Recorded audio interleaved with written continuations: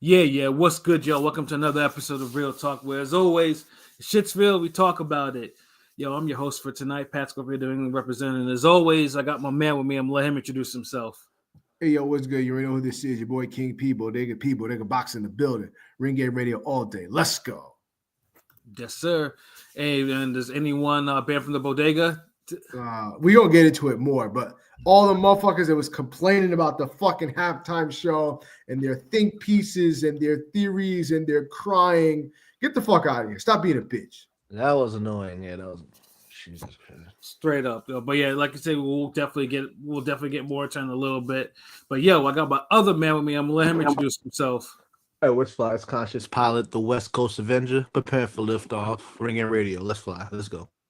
Yes, sir. Conscious Pilot stays elevated above the clouds. You did just like another bird of prey. You know what I'm saying?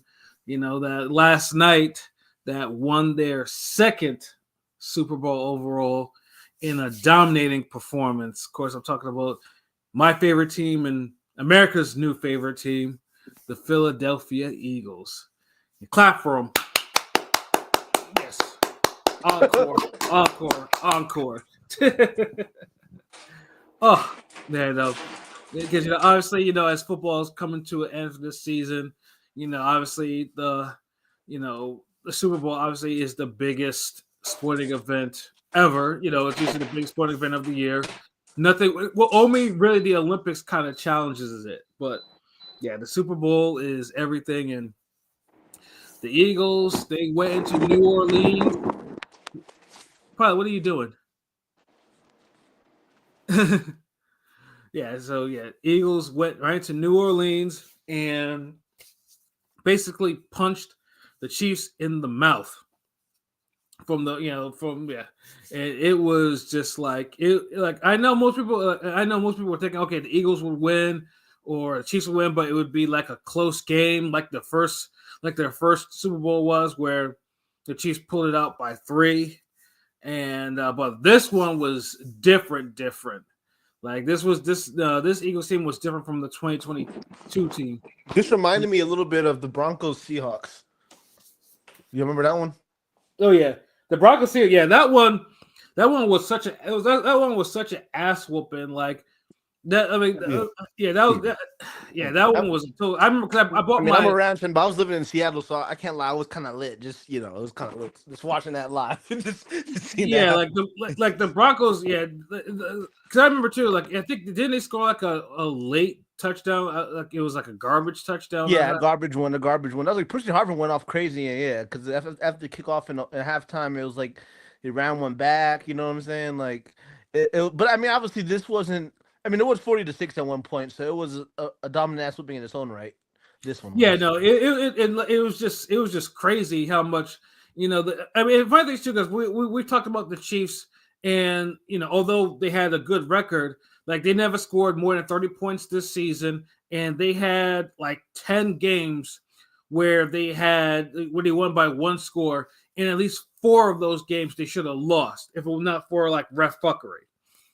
So like it was always on. They were always on what you would call or just dumb luck with teams shooting themselves in the foot, like the Raiders fucking fumbling. Oh, the Raiders game. But I was watching that game and I was like, and Raiders were 21-7. I was like, they're gonna somehow lose this game just because it's the Raiders. But yeah, I love how LB came in, saw we were still talking football. Fuck this, and left. Yeah, I mean, unfortunately, like I said, he wanted to share like his latest cake recipe, but they ain't that type of talk. So. You know what I'm saying? But yeah, though it was just like, yeah, like the Chiefs, like they had nothing. Like the O line was terrible. Like the O line, but they played terrible. It was looking bad. Like that one year, the was it the Bucks year? Yeah, it was the Bucks year. Yeah. Whereas basically, because I said it before, like on the preview, like the biggest thing that you can do for Mahomes is you have to keep him running. Like you can't let him set his feet. You can't let him think. And the happy feet was crazy because I was kind of calling Mahomes a goatish, and I was like, the happy feet was crazy. You could see his feet, literally pacing up and down. My fault to cut you off. That was kind of no. Because I know because we mentioned it before. Because Mahomes can get easily rattled because Mahomes lives and dies by his O line. I mean, most quarterbacks do, but he really does it. Because if I think too, because Mahomes, although can scramble with the best of them, he's not necessarily that fast. But he prefers to operate in the pocket, and he's actually and that's where he gets all the Tom Brady comparisons and stuff like that. So it's like, but that O-line failed him, and then because of the O-line failing him, dude got happy feet and was trying to scramble, and then by that time, the front, his pocket was collapsing, like his pocket was collapsing after because Mahomes is kind of somewhat a one read QB. So once his first read is gone, like the pocket collapses. There were so many sacks where it was covered sacks, kind of. I mean, because it felt like y'all weren't blitzing. I feel like a lot of it was like no, we didn't blitz once. That was the crazy thing. It was just regular pressure. Like we did not call one blitz on that. It was regular pressure, yeah. And your secondary is amazing. And I mean, talent wise, y'all. I mean, I can't lie. Talent wise, that's one of the better Super Bowl teams in a while. Just overall talent, Yeah, my biggest thing, I knew our defense was gonna hold up, but I mean, our defense, they kept Mahomes off the field, and our secondary was just, they were damn near on point for us. It's crazy the fact that the Eagles have two white DBs, which is basically it's almost as rare as saying black quarterback, back in the day, like two white DBs, like what? And one of those DBs, Cooper DeJean, scored his first touchdown of his career on his birthday off a pick six from Mahomes and took that shit 40 yards into the end zone. Like that shit was that his first pick? Was that his first career interception? Was that his first interception? I saw someone post. Yes, yeah, that was his first interception. That was his first touchdown. Yeah. Yeah, man, Black History Month. Come on. Yeah, that's it. That shit was just crazy because it's just like damn. And then Zach Bond, of course, again, Zach Bond. If there's one dude that I know that the Eagles probably gonna have, in order to keep him, I have to spend some money, is that dude. That dude had, they were deep in, Mahomes was deep in his territory. He was like a bench player before, right, on a different team. Yeah, he was on the Saints. Yeah, they basically he was the Saints. Yeah, he was on the Saints. Yeah, that's crazy. Yeah. Yeah, he was like nothing, and the Saints didn't know what to do with him. And then dudes out here, all it took was one season and took Fangio. Shout out to Vic Fangio, who finally got the ring to kind of compliment all the defenses that he got pushed out. He got pushed out of Miami for coaching too hard, right? Some shit like that. That's crazy. Hey, look at Miami now. Yeah, so yeah, it was good to see that. But yeah, Zach Bond, yeah, that interception where dude again. The reads, he knew exactly what Mahomes did and then made that leaping interception. I was like, damn, this defense is not fucking playing around.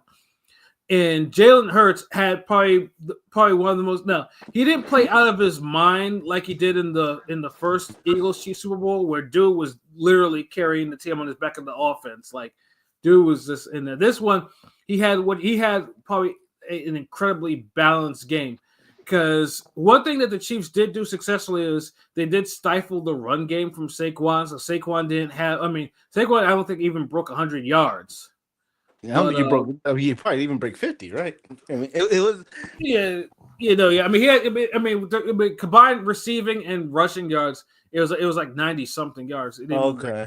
Yeah. No, I know, but the thing with Saquon obviously, he was gonna get shut down. I had a feeling. But Jalen Hurts, he was MVP clearly because he had to step up. If he didn't step up, the Chiefs we were talking about the Chiefs 3P, and Pat wouldn't be in such a jovial mood. Yeah, if I think so, because I think that the Chiefs dared Jalen to beat him with his arm, and obviously with the first Chiefs Eagles, Jalen had a sprain. His shoulder was sprained on his throwing shoulder, so it was like that. Although he played out of his mind, it eventually, with sprained shoulder. When he tried to make the Hail Mary, it didn't go anywhere. But yeah, Jay, the O-line gave him time in the pocket. He scrambled when he had to, and he spread the ball around. AJ got a touchdown.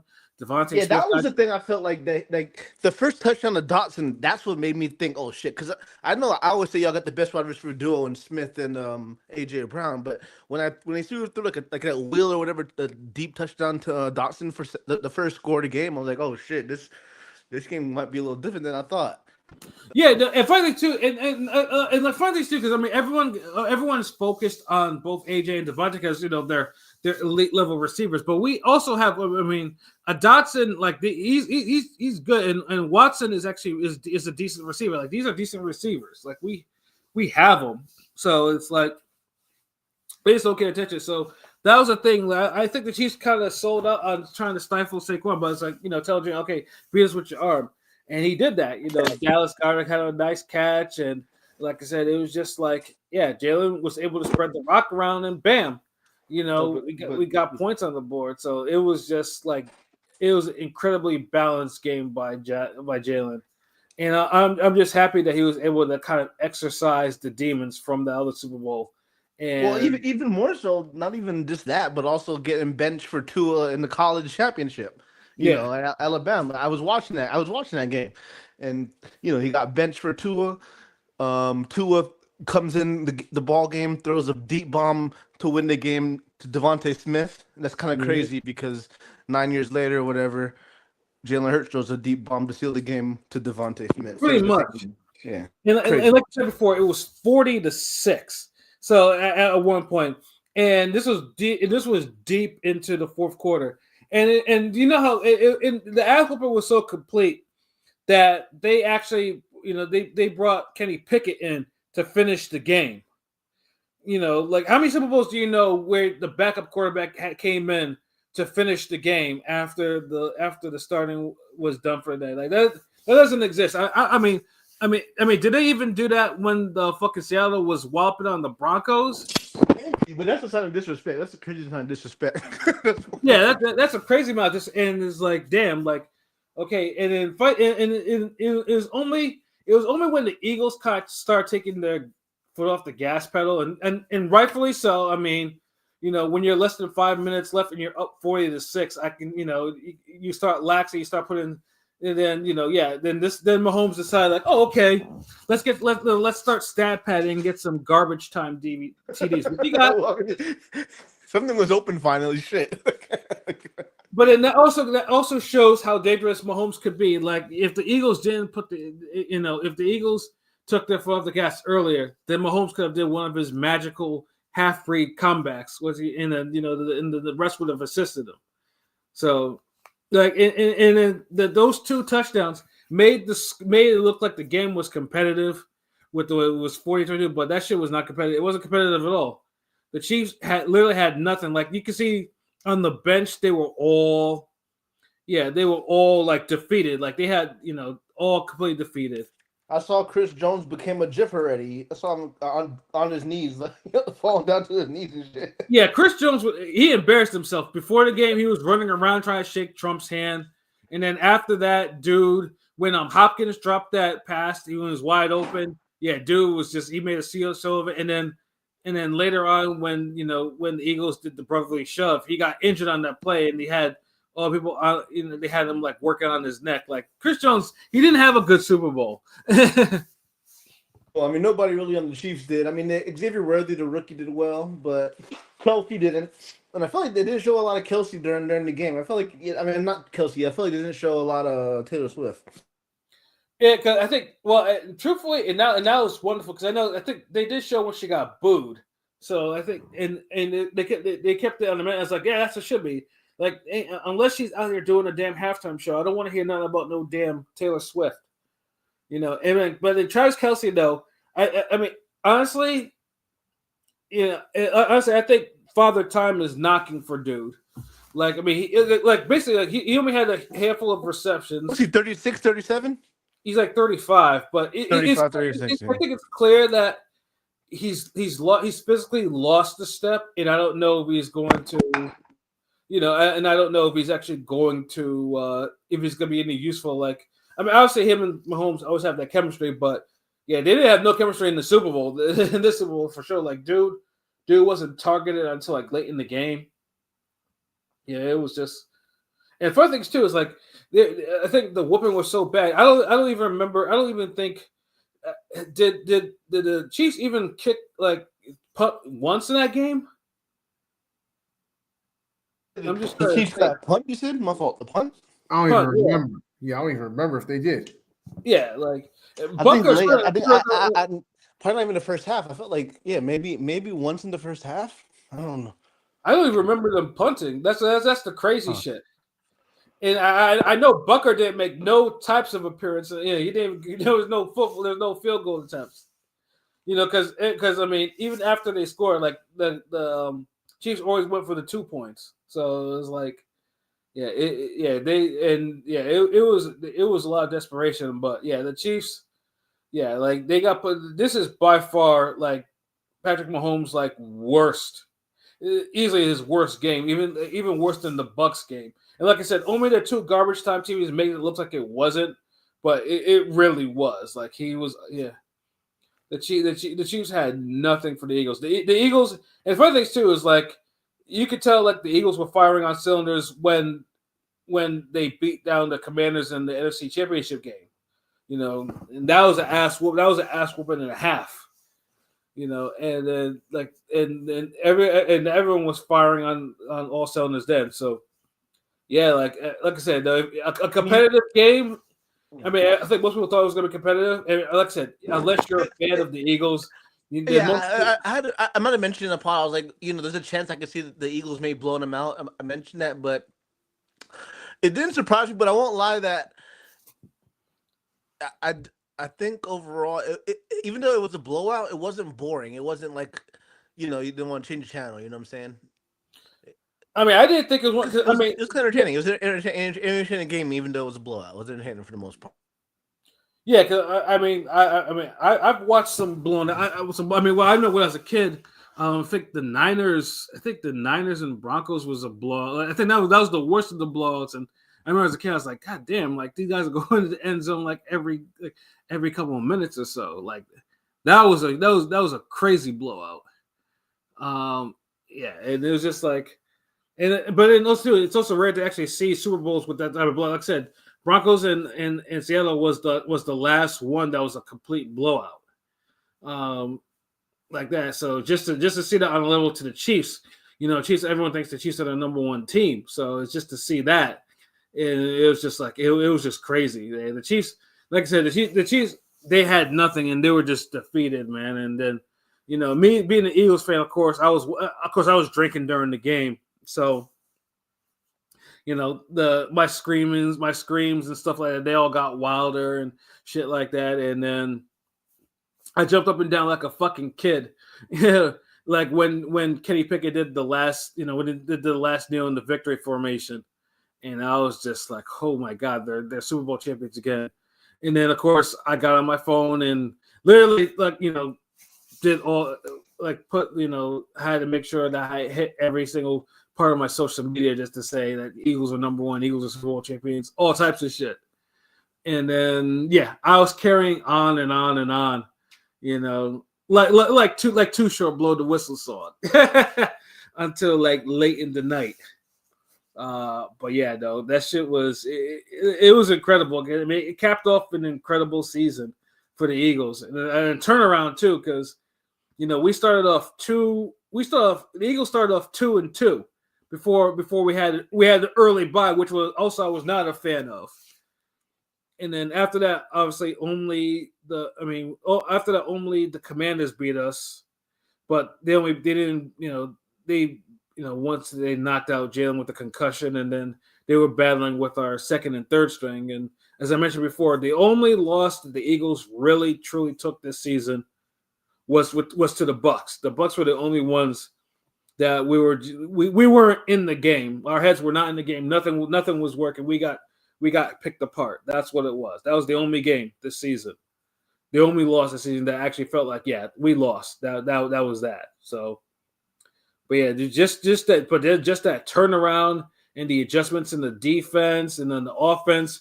You could Jalen like week after week was getting. I think since y'all lost, I know it's a different team, but y'all had the same coach, same quarterback, a lot of the core pieces, a lot of wasn't that long ago. So I feel like y'all lost. There was some things y'all could learn from that game and pick up from 2 years later, and y'all had a better team. So Yeah. Like I said, I mean, obviously, having a excellent front office, good drafting, and then of course, eventually changing both the offense and defensive coordinators, which was a big thing. But yeah, that's the thing with Eagles too. If it doesn't work, it doesn't take that long for them to try to fix it. And then usually we see that's one thing I'll give the Eagles. In my shout out to my Rams too. Like we don't like our teams are never really that bad for a long time. Like maybe a year or two, a real quick rebuild. But then Rams and Eagles are usually the cream of the crop of the NFC. I'm not trying to toot our horn. I'm just saying. You know what I mean? Yeah. I mean, like I said, That's to your second ring, like us. Yeah, like the last bad season that we have with the Eagles was with Carson Wentz, and this is when Carson was just, he was uncoachable, and he was too full of himself. And then we had a rookie Jalen come in here try to actually do something, and I think he won one game, and then after it was just like, no, the experience was too much for him, and he was picked for second round, right? Second or third? Jalen Hurts. Was Hurts a second rounder? I forgot what round he was drafted in, but he wasn't a high pro prospect like that. Yeah, I think he was second round. Yeah. Oh, and here comes Rome. What's good, Rome? We talk about this football. Yeah, congratulations, nigga. Whatever, nigga. Yeah, it's like I said though. I mean, you of all people had to learn the hard way. You know what I'm saying? Because you were told that the Eagles were number one and the Bears were not. And you thought there was a comparison, but there was never a comparison. Not even fantasy football did it was even believable there was a comparison. What I mean? There's nothing to say, nigga. Better luck next year. Yeah, when teams are at full strength, nah, fuck all that. Fuck that.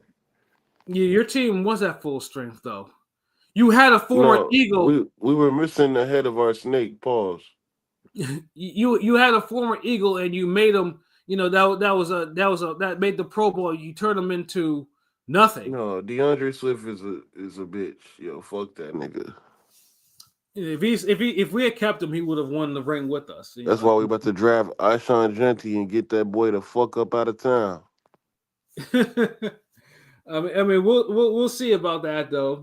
But like I said, the draft is the next big thing. See how. I mean, I'm not really worried about the Eagles drafting because number one, we got the last pick anyways. Because winners got to go last in that aspect. So. I'm not. But either way, it's like I'm not worried about drafting. And one takeaway from this Super Bowl that I noticed, it wasn't about the Eagles came out and just destroyed them niggas. Andy Reid did not have them boys ready to play. They was just chilling too hard. I mean, they had a bye. They was walking like they did it before, which they have, but they was walking like, man, this shit ain't nothing. And then when it came to playing football, and you got a team that's starving. And you just out there like, fuck it. That's how the first quarter ended up how it do. Yeah, that's exactly how it ended up. And, Spags you can see Spags, that dude was on the sideline. That dude was pissed. Like, that dude was like, every single time the Chiefs were fucking up, that motherfucker was like spazzing out. Like, yeah, like you right, Rome. They were not ready to play. They weren't. I don't know what it was they were doing, but like I said, they were probably chilling hard. They're like, oh, okay, what I'm saying. It's not like they had a cakewalk to the Super Bowl. Like they had a hard ass game to the Bills, which they probably should have lost, but that's a whole nother story. But yeah, I think I don't know if you want to call it a Super Bowl hangover.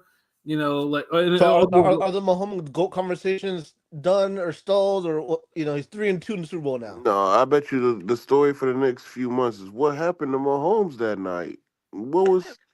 He was sick. He had stomach ache. Like niggas is gonna come up with anything. Stomach ache. I mean that, or you can say that the Chiefs went Hollywood because like I said, Travis Kelce, like obviously with the whole Taylor Swift thing, like dude was in movies. Shows. Remember he says no commercials. He said no, you're no. He said no, you're real. Shut your mouth. They're on some NWO Wolfpack shit. Yeah, like like I think the Chiefs like that nitty gritty football that that they weren't ready. Like Andy Reid is in these commercials too. Like I think it was just a good sobering reminder that they have to keep that they also need to keep their mind on business. So I mean we'll see though, but yeah, definitely the Mahomes and Tom Brady comparisons, and you can tell Tom Brady was like. Yo, Hitting with glee. Tom Brady was shook. Every time the camera cut on him, he was like, "Yo, I can't believe y'all had me interviewing this nigga all week." Last football before we go to the Kendrick shit, real quick. Hold on. It's not like Tom. Hold on. It's not like Tom Brady didn't lose to the Eagles as well to a worse quarterback, and they had like Nick Foles is worse than Jalen Hurts. So what do we do? No, but I'm saying when Tom Brady had to talk about this shit, he like, "Yo, man, what the fuck y'all got me here for? This nigga, y'all compare this nigga to me. This nigga getting blown the fuck out." Like this shit is trash. That if you could read it on his face, like he was giving that fake smile shit. Like I don't know what's up with Patrick Mahomes. Like fuck all that normally shit. Yeah. or maybe the quarterback just isn't the end all be all, and that things like defense and offensive line actually matter. The Chiefs were outclassed in every matter. Like Mahomes wasn't going to save them regardless of how good he played. Yeah, I'm sorry. Yeah, and also too, shout out to Jake Elliott for actually finding for not missing any kicks in there, and even that dude was clutch. Did he miss any? He might have missed one in the playoffs, maybe. No. Look, he ain't no Justin Tucker. Justin Tucker worried about getting his shoulders rubbed. Jake Elliott actually out there putting up buckets. Tucker fell off. Tucker fell off in a different way. Yeah, he did. But I was in a situation like I did not want a damn Scott Norwood ass like ending. Okay, who's better at commentary, Tom Brady or Tony Romo? Or who's worse? Who's worse? I mean, Tom Brady just started. When Tom Brady started the year, his shit was trash. I remember saying that his shit was trash, but he's way better now. But he didn't deserve a Super Bowl. Like, what the fuck? No, I mean, I think Greg Olson's better, but he don't got the cachet. He's a tight end. Greg Olson was the best. But I like when I watch the game with Tony Romo, I learn more when I'm watching it. Yeah, I'll say this though. Tony does have an eye for the game, like because he be seeing shit and says it out loud, and he be calling it. He calls it like this nigga is out there like he's actually got the helmet on, and he's like, "Yeah, this is a cover 3. These niggas are blitzing right. He's blitzing right here. If he doesn't blitz, I'm gonna throw it to him. Nigga don't blitz, he throw it straight to the dude. That should be perfect. It'd be perfect, honestly. It'd be perfect." Yeah, so I'm like, damn, nigga, you didn't play this good when you was on the Cowboys, nigga. Exactly. That's what makes it play too. It's like, yeah, dude had a whole eye, but if you pull up his highlights on YouTube, it's basically like compilations of every single time dude failed. Running to the sideline, throwing the ball while diving out of bounds. Like the nigga was retarded with the quarterback position, but he's nice with the reads. Yeah. Go figure, and of course, I mean that's the reason why dude only won 2 playoff games, So it was like, Tony Romo, like I can listen to Tony Romo. Tom has still, I mean, he's improved, but he still has a little bit more ways to go. You know what I'm saying? But the Eagles. Shout out to the Philadelphia Eagles. It was good. Darius Slay gets a ring. Jalen Hurts gets a ring. AJ Brown gets a ring. Saquon Barkley gets a ring. Devontae Smith gets a ring. First year out the Giants, he gets the ring. That's crazy. Yeah. We have 2 white boy DBs and they get rings. You know what I mean? That shit's crazy to me. Like they get rings. Like it's just, like this shit is. I know Jason Kelsey wanted this ring, boy. Yeah, I know. Like, dude, he wanted that one. And I wish we could have got him that ring in 2022 too. Like. I mean, it doesn't seem right that he's walking around with just 1, while his brother's walking around with 3 and shit. Like it don't seem right. Like it needs to be, I mean, I only wish that maybe he signed on. Like he could have been a coach or something. Like I mean, I hope, at least maybe he could still do it unless he wants to come out of retirement. But yeah, though. He love being on TV. No, he's gonna stay on ESPN and all that shit. That dude's. Yeah, I mean, the only thing he hasn't done is he hasn't been on he's been on a TV show. He hasn't been in a movie yet, like his brother. So yeah, like, But yeah, no, that still that was a ring for that was a ring for the ages, and Hurts was the MVP, and I had no problem with that, and yeah, the Eagles are. The parade is going to be on Friday because there's going to be a snowstorm in the middle of the week. So Are you going to pull up? I'm trying to because like it seems like everyone's doing shit on Valentine's Day, and I already had some. It's on plans. Valentine's? Oh hell no. Yeah, that's the thing, bro. It's just like I thought it was gonna be in the middle of the week where I would have quote unquote taken a sick day. Nigga, fuck that Hallmark holiday. No, if I didn't have any plans, that would be like a no-brainer. You know what I'm saying? But yeah, I gotta see what I can do to kind of finesse my way to going back to Philly on Friday. But yeah, because one thing if you guys watch, I mean, the videos are out there both on Twitter and on IG or whatever on Facebook, man. Philly does not know how to act when they win shit. They don't. Oh damn! So the city's on fire right now, type shit. Yeah. How many cars were turned upside down? I didn't see no clips yet. I mean, at halftime, I went back home like nothing happened. Like I didn't even care. Halftime, I was like, yeah, this shit's a wrap, yo. I'm not gonna waste. Nigga, you were talking trash to me in the fucking chat during the halftime, nigga. Yeah, because I thought he was gonna come back, and when he comes back in the first play is a fucking interception, I'm like, yeah, it's time to go home, nigga. Oh yeah, that's the one thing too. Yeah, that last turnover where Mahomes got like a 1-2, like he got hit, and then I think it was Jalen Carter that hit him up top or whatever. I was like, God damn, Mahomes he fumbled. I think he fumbled. The ball was already out. Yeah, he fumbled. So, yeah, the ball was already out. So that next hit was just football, nigga.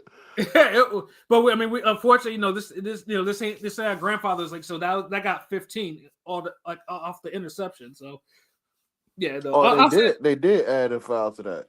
Yeah, they did. Listen, I'm not gonna lie. The refs must not have got the call of the fix because they was trying to get Chiefs like extra advantages, and Chiefs would just throw an interception, get the ball back, throw an interception, get the ball back, 3 it out. Like, come on. The refs was trying to help. And you know what? Because of that whole controversy, because you know how people were calling out the refs about it got to the point where I guess the head of the refs association had to say, yeah, we're not trying to assist the Chiefs in any way. So I guess they because they were under the microscope, so I guess they kind of had to kind of play the game, even though, like you said, they were trying. And the first play, but I mean, no, I mean the thing, if the game was close, you would have saw it differently. But at least they shut up for now. No, the first drive of the game when they threw that first flag on Philly, I was like, yeah, the fix is in. These niggas is trying to get these Chiefs back. But when the Chiefs went 3 and out after getting that flag, I'm like, yo, what the fuck? Y'all niggas supposed to they hooked y'all up, and y'all gonna go 3 and out. Then they did it again. I'm like, yeah, nah, they not even capitalizing on the refs. Yeah, and they were just getting sacked or picked off. Like it was just. And it was funny where I was at. Every time the Chiefs would like make a bad play, niggas was just screaming, "Flag, flag, flag! Where's the flag? Where's the flag?" Yeah, but no, they couldn't call. They keep listen. When you're down 17-0, the refs looking at each other like, "Nigga, we can't call on that many flags. These niggas better do something." Right, right. Yeah, so basically, I mean, so that's why largely the game after that it was kind of on the straight and narrow. So it was just like, yeah, so yeah, so there was, I mean, but like I said, even if there's like you couldn't like the Chiefs just were not prepared to play football. They weren't prepared to play competitive, hard football, none of that shit. So, I mean, that's something those have to deal with in the off season because defense wins games and. And Chiefs definitely need some of that, both in the secondary and the O-line, which I honestly didn't think the O-line was that bad. I thought their secondary was bad, but I didn't think the O-line was. Good Lord. No, listen, it was disgusting football to watch. As a previous O-lineman, nigga, I'm watching the ball get snapped and the whole Chiefs offensive line went 7 yards back. Like, nigga. Yeah. That is ridiculous. Listen. That is ridiculous. Mahomes had no time to do nothing. If as soon as you snap the ball in 0.5 seconds, your whole line is 7 yards behind the line of scrimmage, nigga, you're about to get fucking sacked. Was that Jalen Carter?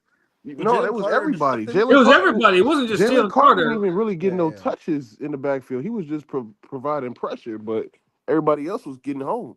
Yeah, it was a Jomo. There was, No, it was, but his it was package, Carter. Malik Williams or whatever Williams, right? Milton or whatever.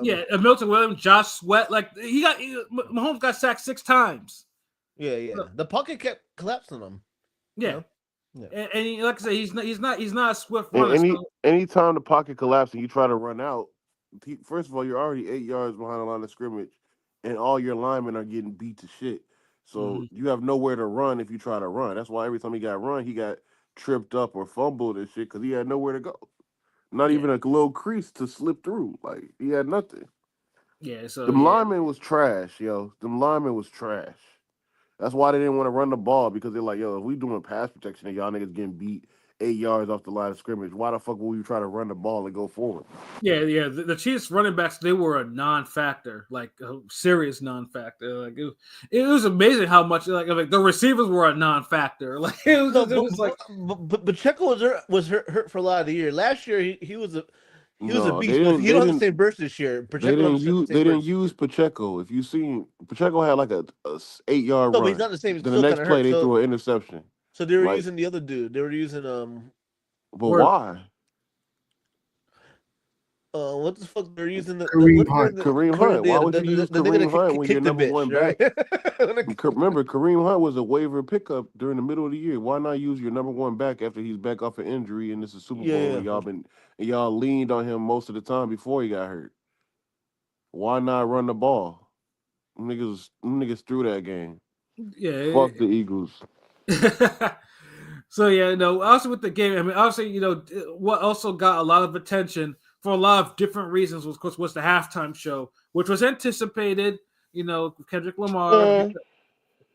Go ahead. Yeah, with Kendrick Lamar, and then obviously, everyone was expecting, it was either going to be a statement for Drake or what, and obviously with Trump, that was also in the audience, which I cannot stand. He got a big ovation too, which it's like Jesus Christ, man! Like, no, they said I seen videos that show he was getting booed and that the TV, the networks had to crop in the cheers.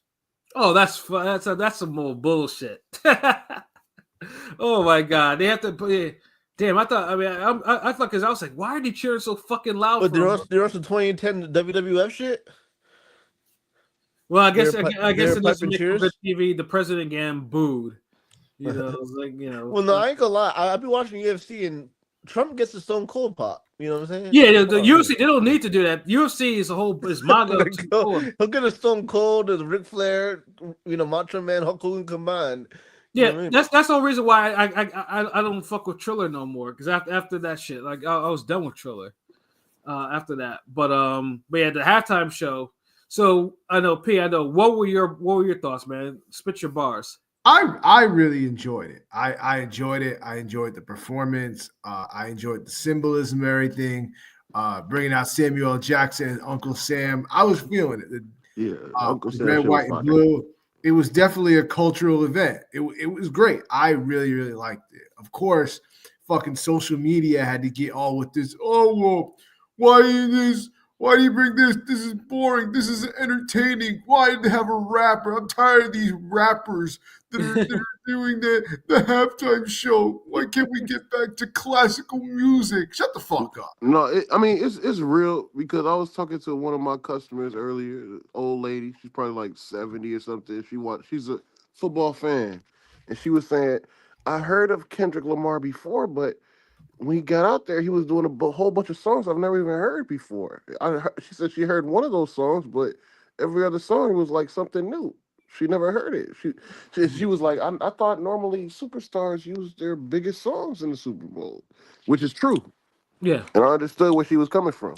Well, he didn't play nothing on Good Kid, Mad City, which is kind of crazy to me. I'm a day one. I listened to the halftime show was like 15 minutes. How many songs do you think he was gonna play? Yeah, but he didn't play like Money Trees. Do an interlude off of Good Kid. You know what I'm saying? Money Trees. Money Trees. Good Kid, Mad City. I mean, you could have played something off some fucking Section 80 plate. Did High Power? No Section 80. Of course, there's no Section 80. He was going to play the new shit, and of course, he was going to play "They Not Like Us." We were hoping he did, and he did, so we were happy. He paused, but he teased a little bit, huh? He teased it at first. Yeah, had the whole crowd saying A minor. Like, yeah. That was I a just trip. noticed his chain had an A on it. Yep. It's an A minor symbol. That's crazy. That's crazy. Yeah, I know Drake felt that either back from I think he's in Australia now or whatever the fuck. Yeah, I know. Just the whole stadium chanting that shit out loud. I'm like, God damn, like, And the way he was smiling, looking in the camera and shit. The only thing I didn't like Kendrick, nigga, you was swinging your hips a little too hard, nigga. Like just walking a straight line, like all that swinging and shucking and jiving and shit. I didn't like that shit. Like, I like the music, but nigga, keep your hips still, nigga. Well, he didn't put nothing off the what's the fucking one with the I Love Myself? The Mr. Morale. No, the butterfly. Yeah. What yeah. the He didn't do nothing. He did a whole GNX fucking concert. Yeah, I mean, he played a couple off. He played Damn. What do you think, he played DNA. He played listen, DNA. He played DNA is a good song, but Humble, nigga, I've seen that nigga perform that song 100 times. Like, come on. I mean, that wasn't the best one, and that wasn't the best one. I mean, probably like his show was a whole bunch of metaphors, so he was probably picking songs that kind of fit in to the whole metaphor shit. That metaphor, and SZA, and shouts out to SZA, had a little cameo. Yeah, SZA was looking fine as fuck. I've seen Kendrick. Yeah, SZA was bad, but I seen Kendrick perform like 4 times, and out of all the times, like when I walked away, I was like, "Yo, that nigga can fucking rap every single word." Super Bowl, he was out of breath. He's not a dancer, nigga. Stop swinging your hips. Somebody was like, "Oh, well, we shouldn't have rappers at the rappers." Well, I feel like most of the hate was, some obviously were the racist, the racist white people, but also a lot of it were the Drake, the OVO sexual. No, but bro, the Drake fans, the Drake fans were just hating no matter what. You call them OVO sexuals? It got so bad. It got so bad that white people kept bringing up the fucking Creed halftime show from like 20 years ago, like 25 years ago. Supposedly that wasn't even from the Super Bowl. That's all comments saying that wasn't even really from. Yeah, but even if it was, no, it was. I think it was a Thanksgiving game. But even then, like, bro, like this is how bad it is. Cause like you can't fool me. I remember Creed. In real time. Nobody liked and Creed. Nobody fucked with them. Like rock fans, like white people thought they were corny, cringy, and whack and but cheesy. I don't know. I feel like white people hated the J-Lo Shakira shit way more than this though. No, but either way, it's just either way. To say that Creed was a real halftime show when you motherfuckers didn't even fuck with Creed in real time, just so now that you could rewrite history and act like Creed was good to push your fucking racism. Get the fuck out of here. Fuck out of here. You can fool some of these motherfuckers. You can't fool me. Because I actually remember Creed and I listened to some of their shit. And I listened to some rock back in the day. And white people did not fuck with them. Yeah, so now to act like all of a sudden y'all outhouse music. Music. Get the fuck out of here.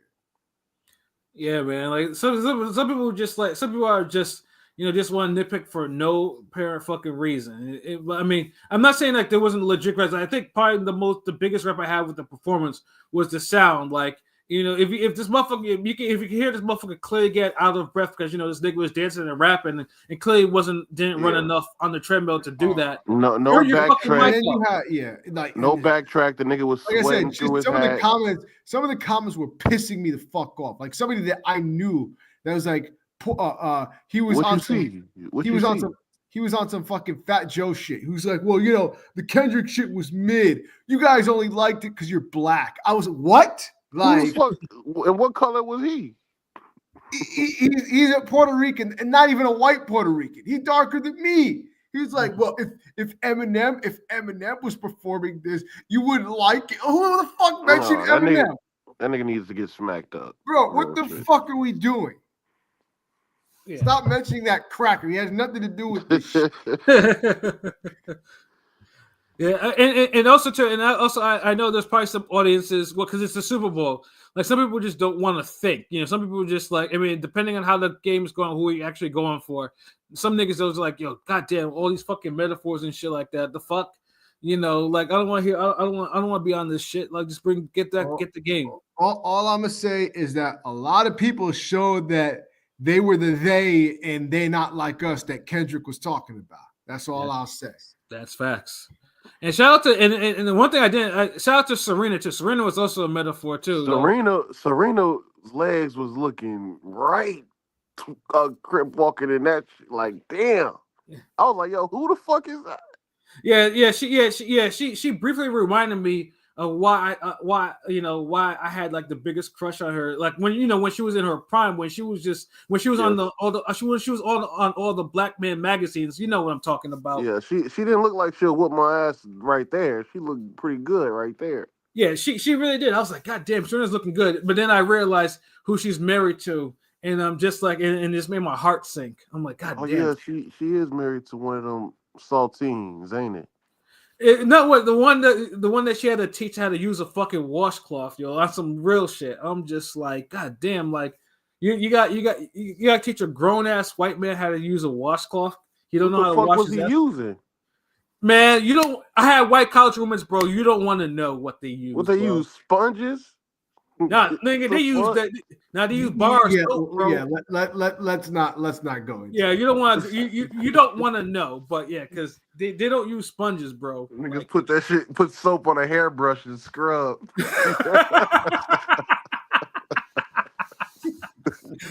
You know, it's fucking crazy. But yeah, no.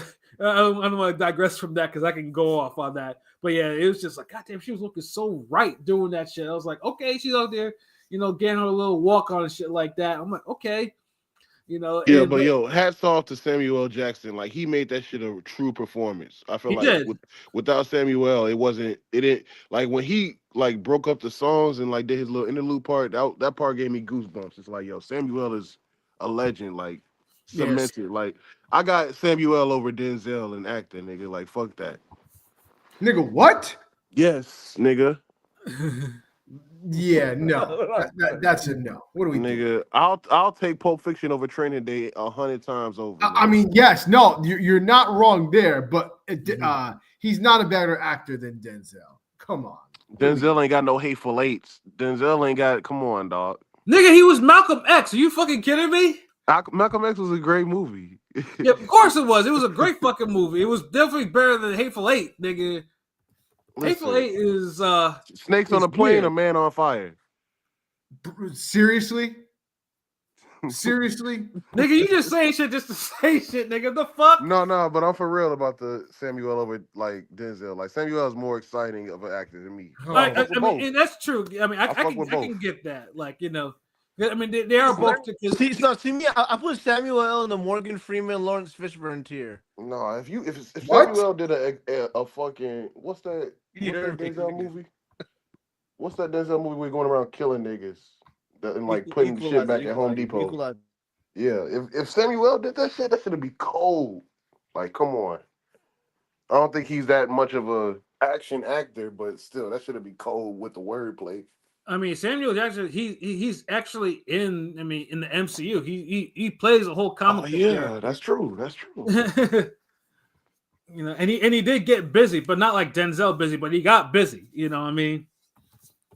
But Samuel L. Jackson, like then, true actor, true great, So it was a nice touch, and like I said, the performance was a nice touch, and like I said, we could go back to doing the Rihannas or doing Dr. Dre and Snoop and a heavy set 50 Cent, that was breathing hard trying to rap, live and shit like that. If you want, what I'm saying, like just on some regular shit, But yeah, no, I enjoyed it for what it is, and like I said, because I was in a good mood because of where the game was going. Now, if I was in a bad mood, I probably would be shitting on it, just because I was, it's football shit. Yeah, halftime came. You was like, "Let's turn up, fuck it, turn on that Kendrick, nigga, turn the TV off, turn the TV off." Yeah, I mean, I went and I drank, nigga. Like that's when I started drinking. I got last of my 7 wings, and then I started drinking some more, nigga. Shit. But yeah, no. This I feel like this Super Bowl. This might have actually truly been like the blackest Super Bowl I've ever watched. Between with the bands and the whole New Orleans music shit that was going on in there. The bands in the pregame was fire. It was fire as fuck. Even what the white dude, I forgot his name. Like, dude, even because I always know something like white people from New Orleans, they different. Like they different. Like, they got some soul. You know what I'm saying? Like that shit was hitting on a lot of levels. Like that shit was a black Super Bowl. Like that shit was blackity black. You know what I'm saying? But it's too bad though. Some people just couldn't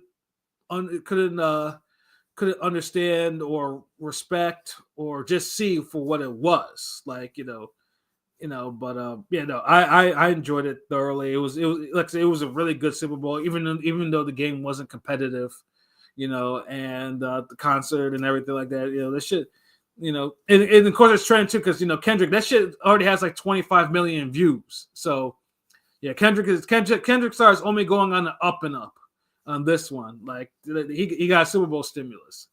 So but yeah, no, it was good shit, and yeah, Super Bowl 59.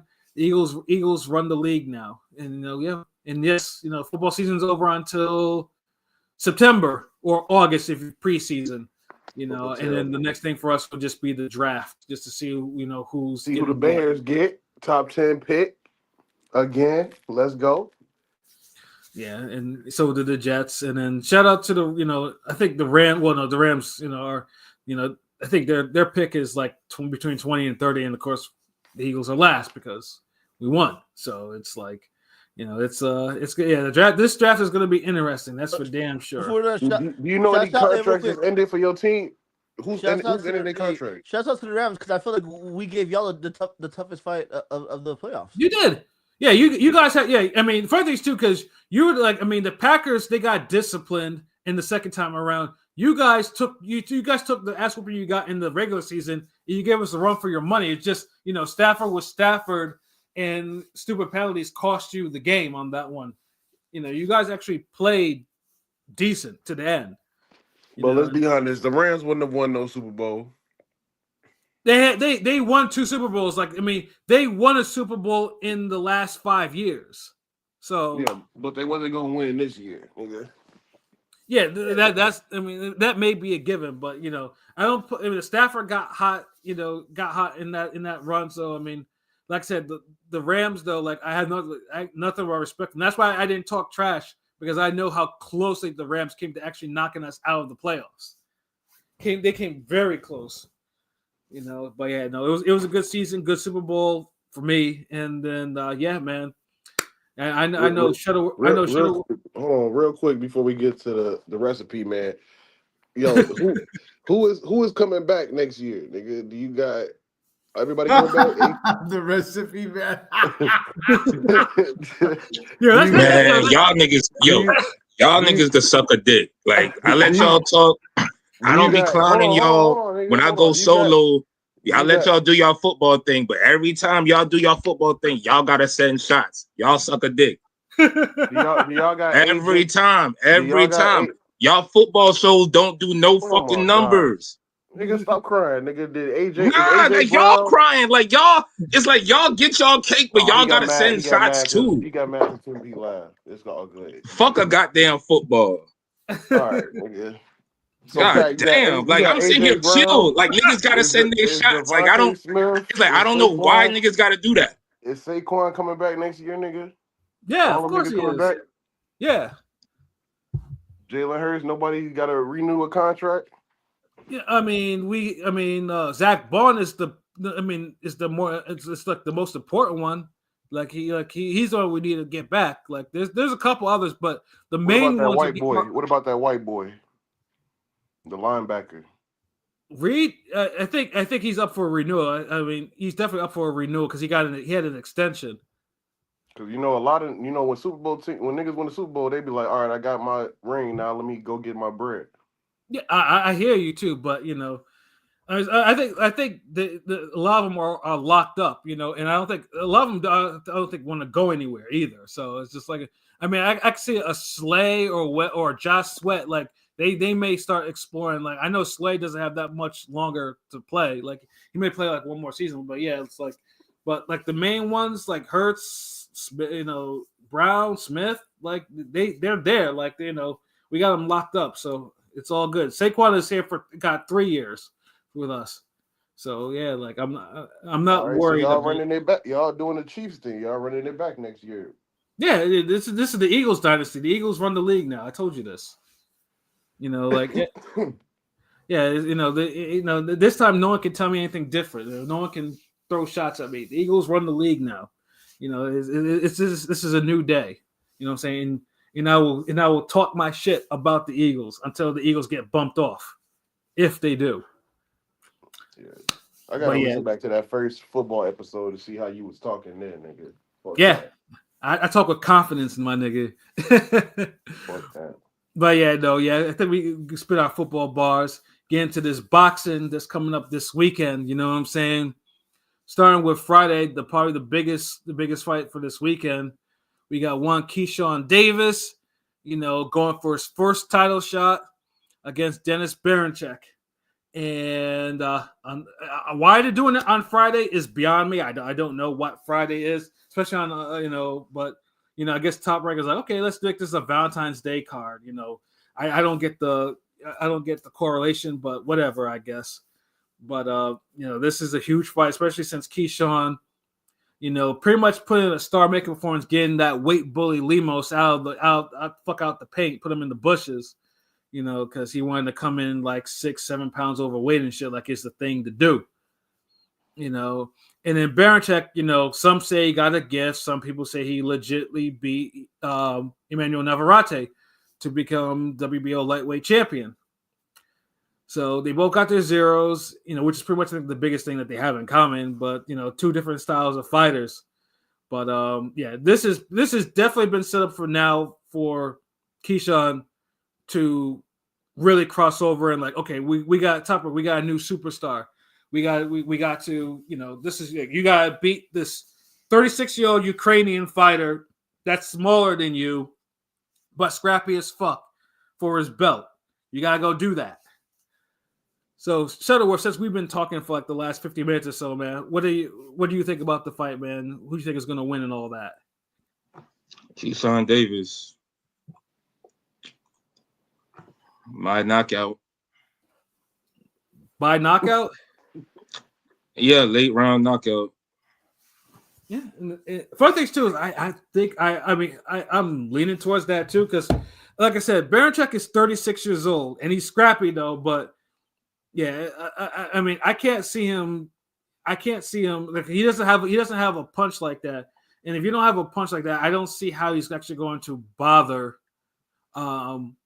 Keyshawn. However, though, he has experience. He did beat Navarrete, who does have a punch. He's crafty. He barely beat him. Oh my god, man, that nigga suck, yo. He don't do nothing fucking special. There's nothing. There's no nuances or kinks in his game. There's nothing. He just some Euro fuck. Well, he outworked Navarrete. I thought he actually beat barely. Navarrete. That wasn't no clear fucking. That was another one of those goddamn Tony Harrison Charlo losses. He won a comfy 8-4, man.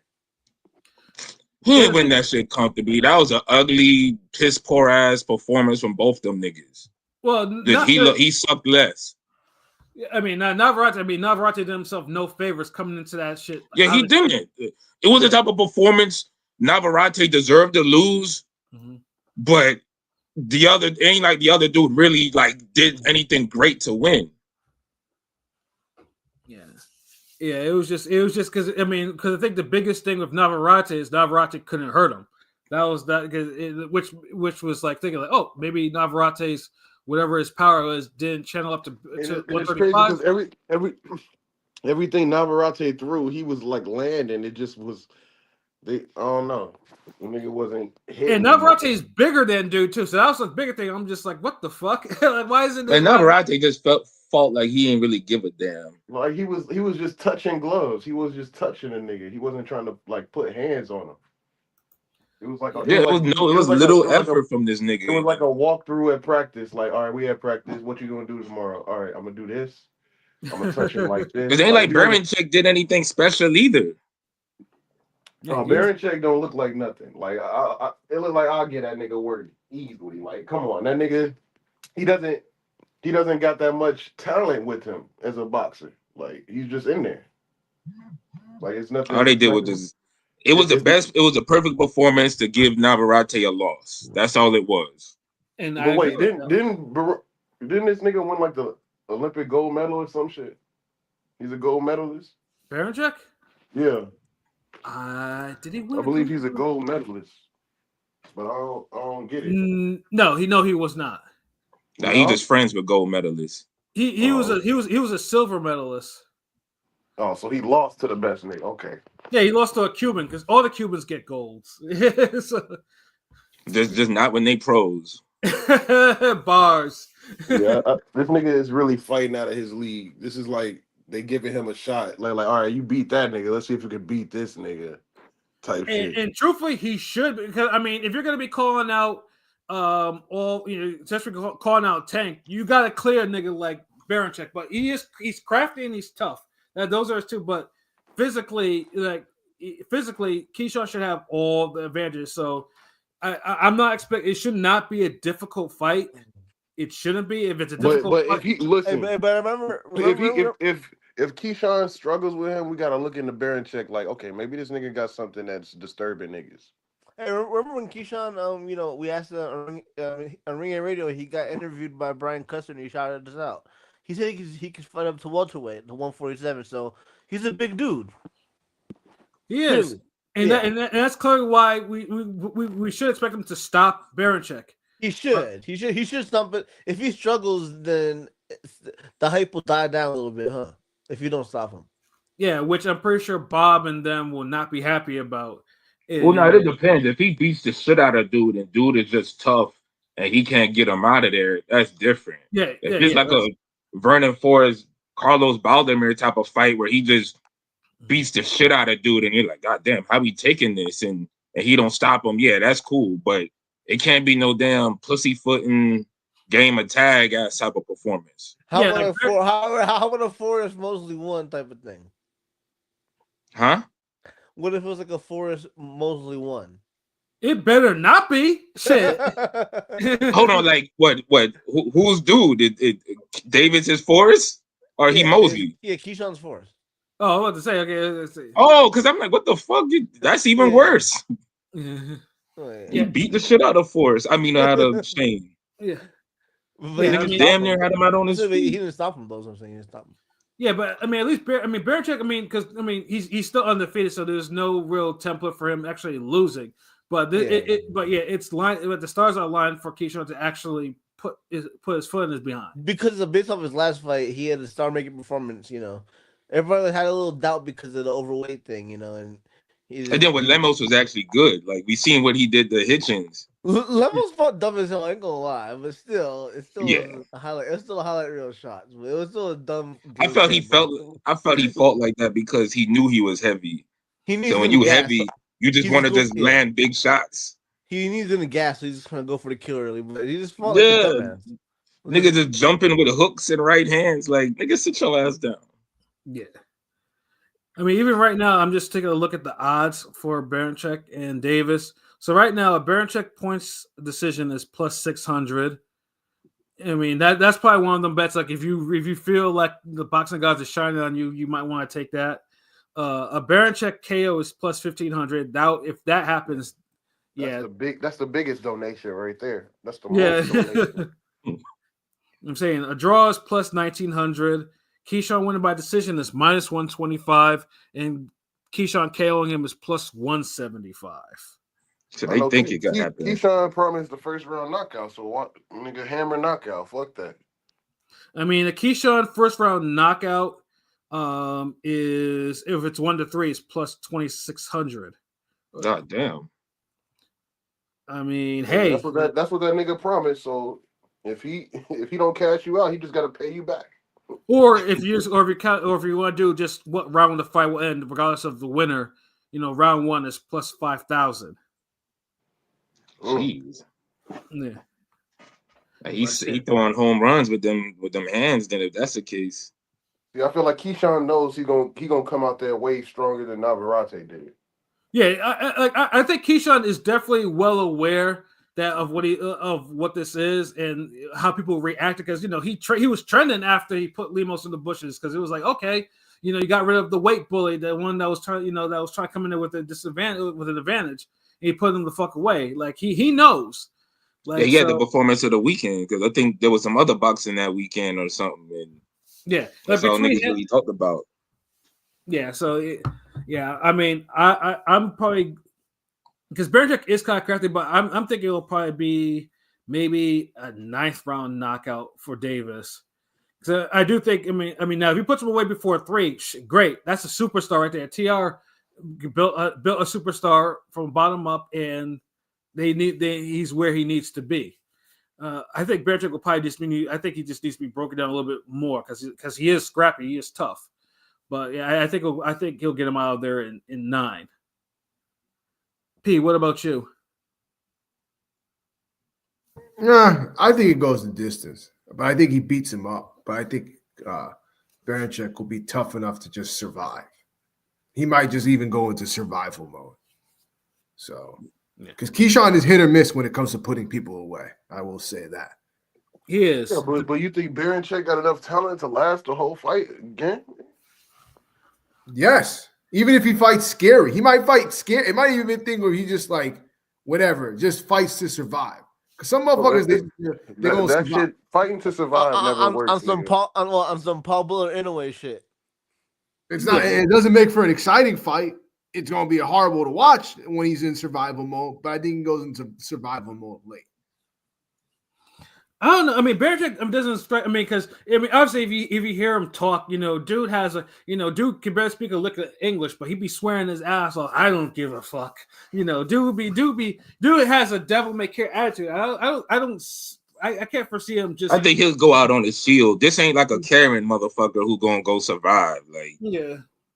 I think dude is like, but there's levels to survival mode. You know this, right? Yeah. Yeah, but they all surviving though. Like okay, surviving. We talking about Paul Butler type of surviving, or William Joppy versus Jermaine Taylor type of survival? I see a survival mode where it's like he's like working, but he's not doing like any like. It's not like he's trying to put in an effort to actually. Oh, so it's a Teddy Atlas silent treatment. That's what you're saying gonna happen. The silent treatment, yes. Oh, do just enough so I could look decent in these rounds, but know I'm losing. And if I pick it up, I know that's just gonna make him want to beat my ass even more. So just fall in line. Like, yes. I don't know. Dude was talking cat. Like, I don't know, man. Like, buddy, because remember, like, he was a part of the whole Ukraine is up now wave. And like, I know he can't just be on no bullshit if he trying to hype up the Ukraine and all that. And then nah, like, go and get your ass whooping like a man, nigga. Yeah, I hope he does. Not all Ukrainians are created equal. We know this. That's also true. Yeah, that's true. But I'm damn. But it's like he grouping himself into that shit. Like, you can't ride off their wave and then you don't share nothing good about it. Like, you better be at least tough. Shit. Yeah. Because we seen Usyk and Lomachenko be tough. This nigga need to be tough. I mean, Vosnik was tough. He had to be tough to take what he took from Better Beef. Or even an absorber shot from Superman like he did for a couple of rounds. So it's like, then went 12 with Benavidez volume punching ass. So so if he gonna do, I just he should hang in there late, but I just think Keyshawn gonna get him out of there, because like there's a lot on the line for Keyshawn. Like, he got to put on a good performance, because that's what's gonna get him a bigger fight. Like, if he knocked dude out, we could expect him to call out Tank and other niggas. Tank or Cruz, like I said, because Keyshawn talks cash shit. Like, you can't talk cash shit and then you lay an egg in the ring. Like, too much is on the we don't line. need a Crawford versus fucking what's that boring ass nigga name, or Postal ass performance. Nah, I still think Crawford Klimov was worse than that. Klimov, that shit was trash. Yeah, Klimov was a worse fight. Yeah, that was like. But I'll give it to Crawford. He only has like maybe 2 bad fights. Like a lot of niggas on that level be having like a handful, like 6 or 7 bad fights. As they move up in weight, you know what I'm saying? As they move up in weight, you know what I'm saying? Yeah, but those fights were before. Well, the Postal fight was 140, and the Klimov fight was like 135, and that 135, that Klimov shit was. That was a hard fight to watch. Horrible fight, hard, Jesus. You know, and like you look at Crawford now, you can't think he was ever a part in a fight that bad. Yeah, I'm saying like wait, what? Yeah, that was he's fucking. Fight. But it should be a good little fight for Keyshawn to step to like the world stage and be a star for boxing. Like he just got to give a star winning performance because he has the mouthpiece. Pause. He has the mouthpiece. I mean, his promo skills are top tier. You know what I'm saying? Yeah, I mean, because like all these young niggas, they can't stay off social media, so that's all they do. They talk all types of cash shit to each other, and then when they see each other in public, they don't really do much. He did press T.O. that one time. Yeah, he did. I saw him do an interview with Marco Vega or whatever. I saw him do an interview where he kind of, it might be promotion. He said he might fight Shakur, but it's probably just some promotion bullshit, Yeah, no, he's not going to fight Shakur. That's the one fight that I'm positive he's not going to take. Yeah. He's not going to. These niggas be some hoes with this shit. Oh, he's my bestie. I can't fight him. He's my brother. Yeah, it's why this nigga speaking so mushmouth tonight? Oh, not me, nigga. I'm speaking cloud. Nah, Pilot. But yeah, no, it's a good fight, and like I said, I'm really anticipating it. And then, of course, they also they have other fights on there too, like such as the Xander Zayas fight, which is the co-main. I'm not looking forward to that fight because Xander Zayas has not been trying. He's not been. Hold on, who is Zayas fighting? He's fighting a cat named Slauer Spomer, a German. 20-0, 11 knockouts. I've never seen him fight before ever. Like, isn't Vito on this card as well? Yeah, there's a lot, and so is Jared Anderson. So I mean, hopefully the good thing is they both will fight each other next. But is there Abdullah Mason on it too? Yeah, Abdullah Mason's on there. Rohan Polanco. Nico Ali Walsh is on there. Yeah, like. Sound like this is an epic jobber festival. I like Rohan Polanco, so I want to see him. It's the first black top ring shit. You know what I'm saying? Quote unquote fact. Not really. You're doing damn Vito and Zayas like this is top ranked superstars. Yeah. We got the superstar jobber festival. Like, see our greatest fighters against their worst opponents. This is a in your house pay-per-view 97 type shit, Yeah, like this a damn Latin Fury ass card right here. This is a damn Pinoy power card. Yeah, I mean, I will say too. I mean, it also has the debut of Wama Jr. That's on this card. And I'm thinking to myself, and that makes me feel goddamn. I remember when fucking Wama fucking debuted. Now he has a son that's fighting, that's debuting. Like, what is this? Like, yeah, niggas old as shit now, cause jeez. Yeah, it's like, and then of course Keyshawn's brother Keon Davis, who's not really that talented, is also going to be fighting on that card. He's struggling. He put his family on. I can't hate.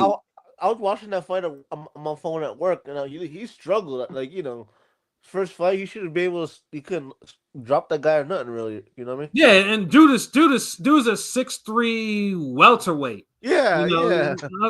I mean, for some, unfortunately, his other brother looked better. The other struggle one, Kelvin. Kelvin is not even good either. I don't even think Kelvin is good. Exactly. Yeah, Kelvin is not good at all. Keon, I mean, I'll give Keon a chance for a couple more fights though. Yeah. If he gets knocked out here, all right, okay, then you're back on good grace. But I expect a 6'3" one welter to be on some pole. You gotta punish some niggas, bro. To KO a jobber. So yeah, I mean, and of course, like I said, Abdullah Mason being in the card. Abdullah Mason obviously is a future world champion and making. I just hope though that dude remember that You know, he had to kind of protect his chin and keep his hands up. Don't get hit with left hooks. You know, check left hooks. All sorts of shit. I was watching that shit today. It came on timeline. That was a hell of a round, but goddamn, he got cracked a couple times clean. That guy's a featherweight. That dude's a natural featherweight. That's what makes it worse. Yeah, but he's also Dominican. You know, some of the Dominican fighters be just natural punchers. And then dude probably just like, oh damn, like I took him a little bit too lightly. And, well, he got dropped twice, so of course they took him a little too lightly. But you know, he showed dog and put him away the next round because he didn't let him hang around. You know, after that. Yeah.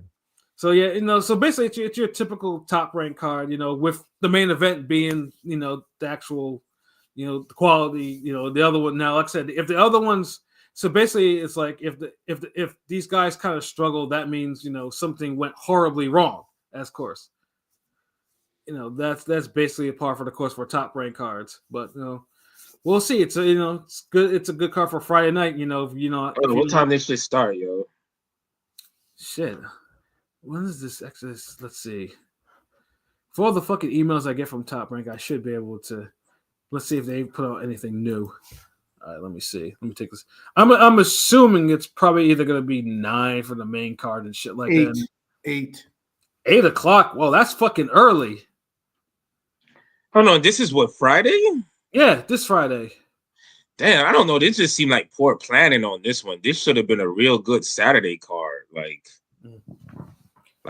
Friday, niggas is doing so much shit Friday, like to even be coming back to check this Jobber Festival. Like, well, I mean, Friday is Valentine's Day. Of course, if you do things on Valentine's, if you have a Valentine or whatever the fuck you do, you know. So it's like that's why I was like, damn, it's like one of those. But it's All-Star Weekend this weekend or next weekend for the NBA. In it, because I feel like they're trying to cater this schedule around something. Oh yeah, that makes sense. But god damn, if that's it, maybe throw this motherfucker on Thursday and we just doing this stupid shit. I'm saying, like, it's not like they've done it before. They haven't done it before. Yeah, because it just seemed Friday is like damn, like really, like. And now, obviously, if the car was super fire, then yeah, you know, obviously, cool. Let's, you know, but if, you know, if you're gonna be, but this got potential because it's a big fight for Keyshawn Davis, so. I would try to do it on a day where I know people not just making moves like that and shit. You know, but like a Friday night on Valentine's Day, like. Yeah, you know, like I say, though, some niggas might have some plans or whatever. So it's like, it's like these niggas had a meeting. It's like, yo, what's the worst possible way we can get viewers? Like, yo, let's schedule this shit on a Friday night on Valentine's Day. And do it earlier while niggas are still having dinner and shit. So they can't. Thank you. Yeah, because 8 o'clock, bro. This is the time where I expect niggas to have the Michaelia Mayer time where it's like, okay, main card starts at 10:30, right? Or 11 o'clock or something. So y'all niggas come around with an 8 o'clock. So y'all must be thinking niggas is gonna be like, all right, y'all gonna take Shorty out at like 4 o'clock in the afternoon. Y'all gonna eat, y'all go watch the sunset or whatever the fuck y'all do, and y'all gonna race back home. You gonna smash around 6 or 7, wake up. Okay, boxing's on at 8. Yeah. Like if they already tried to plan everybody's schedule for that shit. That should just feel weird because if they did it at 10, it's kind of like, okay, everybody kind of did what they had to do. Niggas is coming back home to the crib 10 o'clock, 10:30, catch the main event, co-main. But this just seemed like y'all really want niggas just to alter their whole day. Fuck it. Like, look, nigga, fuck them flowers, fuck them roses, all that shit, nigga. We watching boxing. Like, that's the case. Damn, y'all may as well have some hoes fighting too then. Like, I'm saying, like yo. Imagine trying to tell a chick like, chill, baby, yo, look, yo, we're gonna have to have this restaurant tomorrow. We're gonna go to this restaurant tomorrow, man. This boxing is on, you know what I'm saying? Yeah, that's. I mean, it depends on the type of nigga you are. I had a situation like that once where I took a bitch. I made sure they had TV so I could see fucking Andre Berto fight some nigga. So yeah, and I even asked to do that. Yo, I got Sports Center on tonight.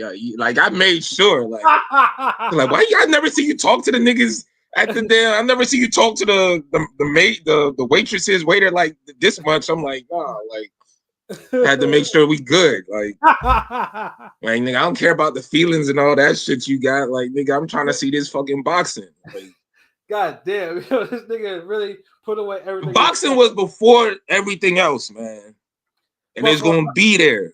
After everything else, like, God damn, I would have gone the pussy first before I was okay. Then I got the pussy afterwards, but you know, it felt better watching Andre Berto come out. You know, I'm sorry, get up from the canvas. Pause. What the? Seeing him get off the canvas, like, all right, God damn, like he earned it. Yo, that's a hell. Like, you got to remember though, back in the day, you didn't have all the DVRs. You didn't have all the apps on your phone and shit. Like, you really had the fucking catch. I remember shit. Hold on, I remember DVRs early as fucking the mid 2000s. That's what I'm saying. I had DVR. Yeah, nigga, I didn't have that shit, motherfucker. God damn. I don't care what y'all niggas heard. Shit. That's what you think. I had DVR 2004, nigga. But that's y'all. Whoa. Congratulations, you Scrooge McDuck motherfuckers, and good for y'all. Like, y'all, everybody ain't had that shit. Oh my god. So you make other shit happen. Yo, but boxing kind of trash now like that. Like, so it's like I just watch that shit later. But back then it was different. Like, nigga was really on that. Fuck, I gotta see this fight. No, I don't think I've ever had that feeling for Andre Berto fight. Andre Berto fight was just like, yeah, nigga, I'll catch that nigga when I catch that nigga, man. I mean, you know, dude, I left a damn party to go home to watch fucking Pacquiao Morales. Understandable. It wasn't a good party, nigga. Like, it was a mid party. I mean, that's understandable. Like, I find that reasonable. I can see that, you know, because like, I mean, like certain shit ain't popping like that. Like, I left the house late because I was watching what's his name, Brandon Rios and Mike Alvarado. Had to come back to see fucking Bradley Provodnikov. And Pat already know, like, nigga. Yeah. I mean, nothing was popping at that Jamaican club more than that fucking fight was. Yeah, and luckily for me, that night when Bradley Prof popped off, I wasn't doing shit. I was just chilling. Like, I'm saying? Yeah, I wasn't. Yeah, funny things too is like I wasn't like boxing. This was when boxing was a lot of cancellations early that year, and I was just watching boxing just because it was boxing on, and I didn't expect to see. I was not expecting to see what I saw from Bradley versus Provodnikov. Like, I was like, okay, this is gonna be some old bullshit. I knew that fucking fight was going to be good. That's why I was holding out. Like, damn. Like, you don't be taking this long to get dressed. Like, yeah, I'm trying to watch this shit. What the fuck? Yeah.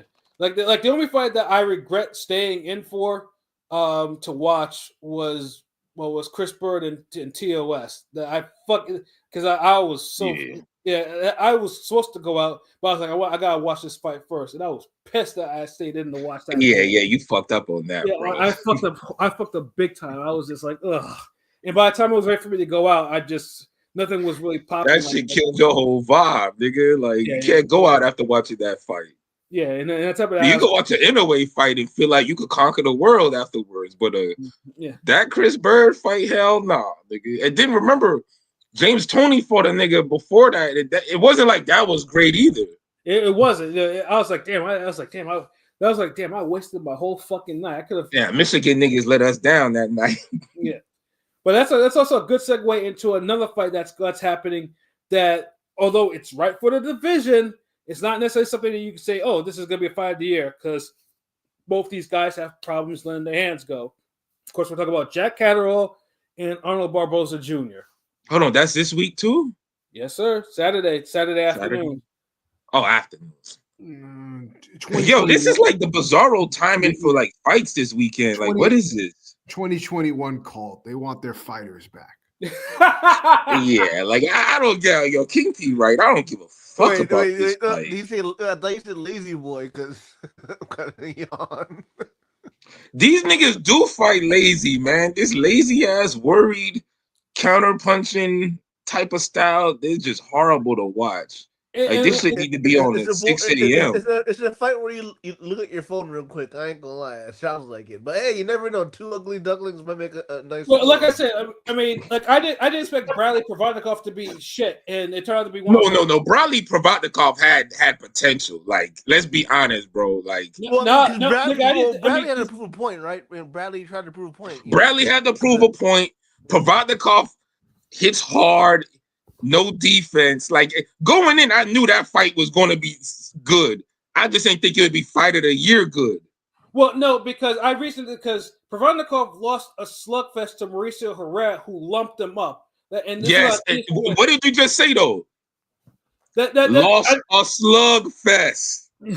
Yeah, to a cat that punched even less. Like Herrera didn't even have like Bradley's power. Like it was so bad. Like, but Herrera pieced him up. Like that's the thing. It's just like what the fuck? It don't matter. He lost in a good ass fight. So I'm like, okay, a nigga who punches hard with no defense just lost a good slugfest, and he's about to fight another nigga who don't really punch hard, but he got a chip on his shoulder.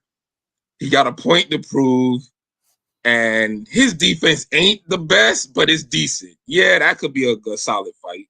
And of course, I mean, I hated Bradley's style of fighting too. The headbutting, the flailing, and all the type of shit like that. Yeah. So, yeah, like I said, I didn't expect Provodnikov to be the person. Of all the heavy punches that Bradley had fought, I didn't expect an ESPN circuit fighter to basically end his career.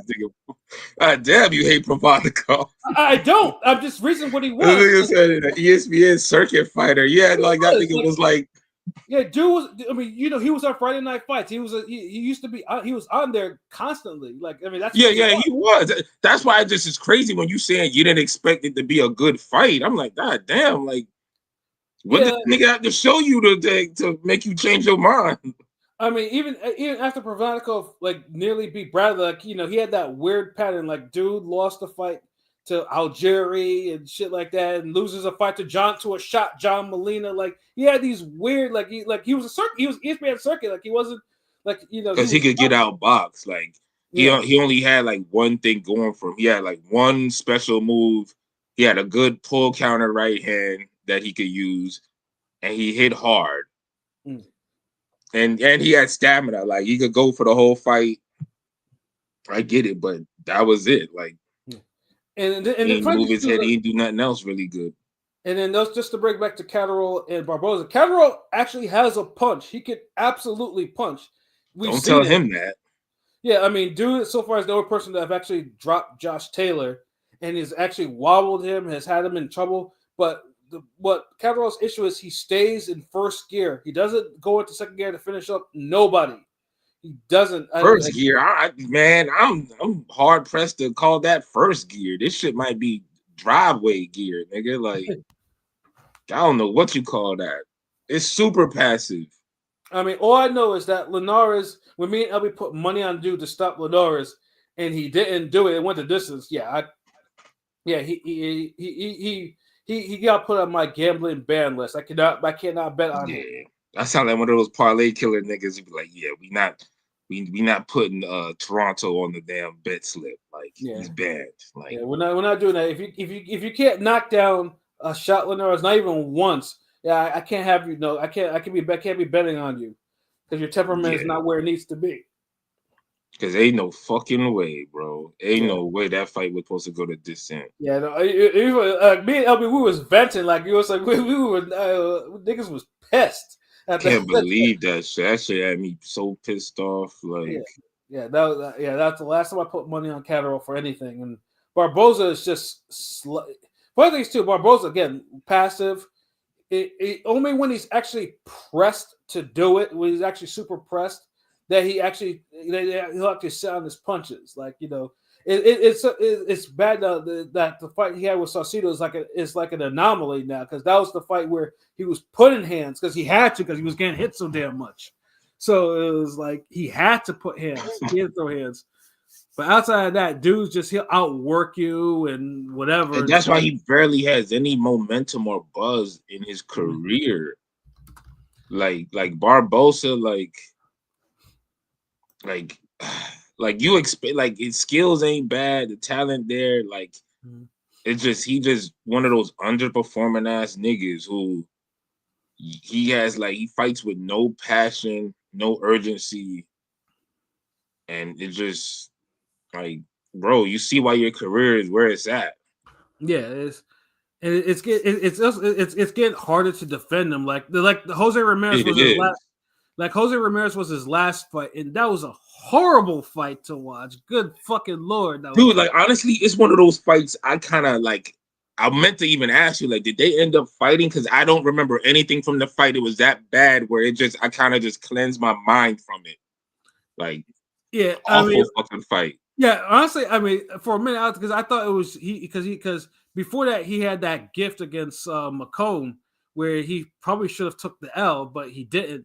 And then I just remember, oh yeah, he did fight Jose Ramirez on a Golden Boy card, and then that shit was just wasn't it a big Golden Boy card? Like it was stacked or something. Yeah, it was that Latino Heat card or whatever they had. And I don't remember shit else. I remember that card, but I don't remember that fucking fight like that. Like that shit just. Yeah, that bunch of shadows boxing or something like it. Honestly, no imprint. Yeah, it was like light sparring. Like Ramirez didn't give a shit, and because he had no he knew that he wasn't getting hit with anything, and Barboza just did barely enough to win. It was such a bad fight. So that's why they brought Ramirez in for the damn Haney fight. Like, yeah, but that might be fool's gold for that. Facts. Dude, Ramirez might just jump on Haney like fuck it. It's like, look, that nigga's chin is softened up, yo. Let me see what I can test it. Yeah. But like I said, for 140, it makes sense, bro. But it's just like, no, I mean, honestly, as box fans, I would love for Catterall and Barboza to be like a war, and they throw their hands and their offense is consistent, and if they hurt each other, they could actually. It don't even have to be a war, bro. If it's a good a fight as the second Catterall Josh Taylor fight, which was a solid fight, it was no fight of the year, but it was entertaining. Right. I think that's cool. Like it needs to be a bare level minimum of damn entertainment. Right. And it just potentially, I don't see it between these two, but maybe I'm wrong. I've been wrong before. These niggas might have a good fight. So let me just take a look at their odds real quick. Yeah, who the favorite in this bullshit? So Catterall is a favorite, minus 260. Barboza is a plus 198 underdog. Catterall decision is a minus 130. A Catterall KO is plus 440. Oh, they know that's not happening. Right. And then a draw is plus 1,500. Barboza winning a decision is plus 290, which is possible. Yeah, that's possible. And then Barboza KO is plus 800, which is not possible. Now, if this fight ends in a KO, that means something went horribly wrong, as we like to say. Like something went incredibly wrong. Yeah, I'm thinking niggas damn, did some scripted shit if that happens. Like, yeah, I'm saying like someone had a gentleman's agreement or on some pro wrestling shit. I was like, look here, man. In 4, you're gonna hit the floor type shit. You keep your eyes there. In 4 floor, like damn, niggas gonna make bars out of that shit. I mean, as much as I want to, Catterall. I mean, Barboza at least will throw some. I mean, I might go with Barboza with the mild upset on this one. Decision, of course. Ain't no KOs there. Yeah, that's what I was kind of looking at too. Like Catterall be too passive, but he could change all that with landing one good shot, which he usually does. But he don't follow up on it afterwards. So it's like, but then hold on, they fighting in goddamn what? The UK. What, UK. So it's like you got to look at that too. Like they might give it to Catterall just because of that. That's also true. Yeah, because Barboza is not popular enough to be getting some of these overseas decisions. Like I say, he may have to knock dude out. Now, if he knocks dude out, I'm gonna be like, where the fuck was this? Like, if you Sometimes you gotta know when you need a good performance, and I hope both these guys know they need a good performance because this is literally like the B-side charity event of 140. Like the winner is a top dude, but do you want to be a top guy or you want to be the person that people care about? And I think it's more for Barboza than Catterall. At least has a little bit of a cushion if he loses. Has a little bit of a cushion. Yeah, because he's from the UK. They're gonna take care of him. Barboza, he'll end up being a goddamn sparring partner for a YouTuber pretty soon if he don't get this shit together. Like now you see why it took so long for like Top Rank really couldn't get him no big fights. Yeah.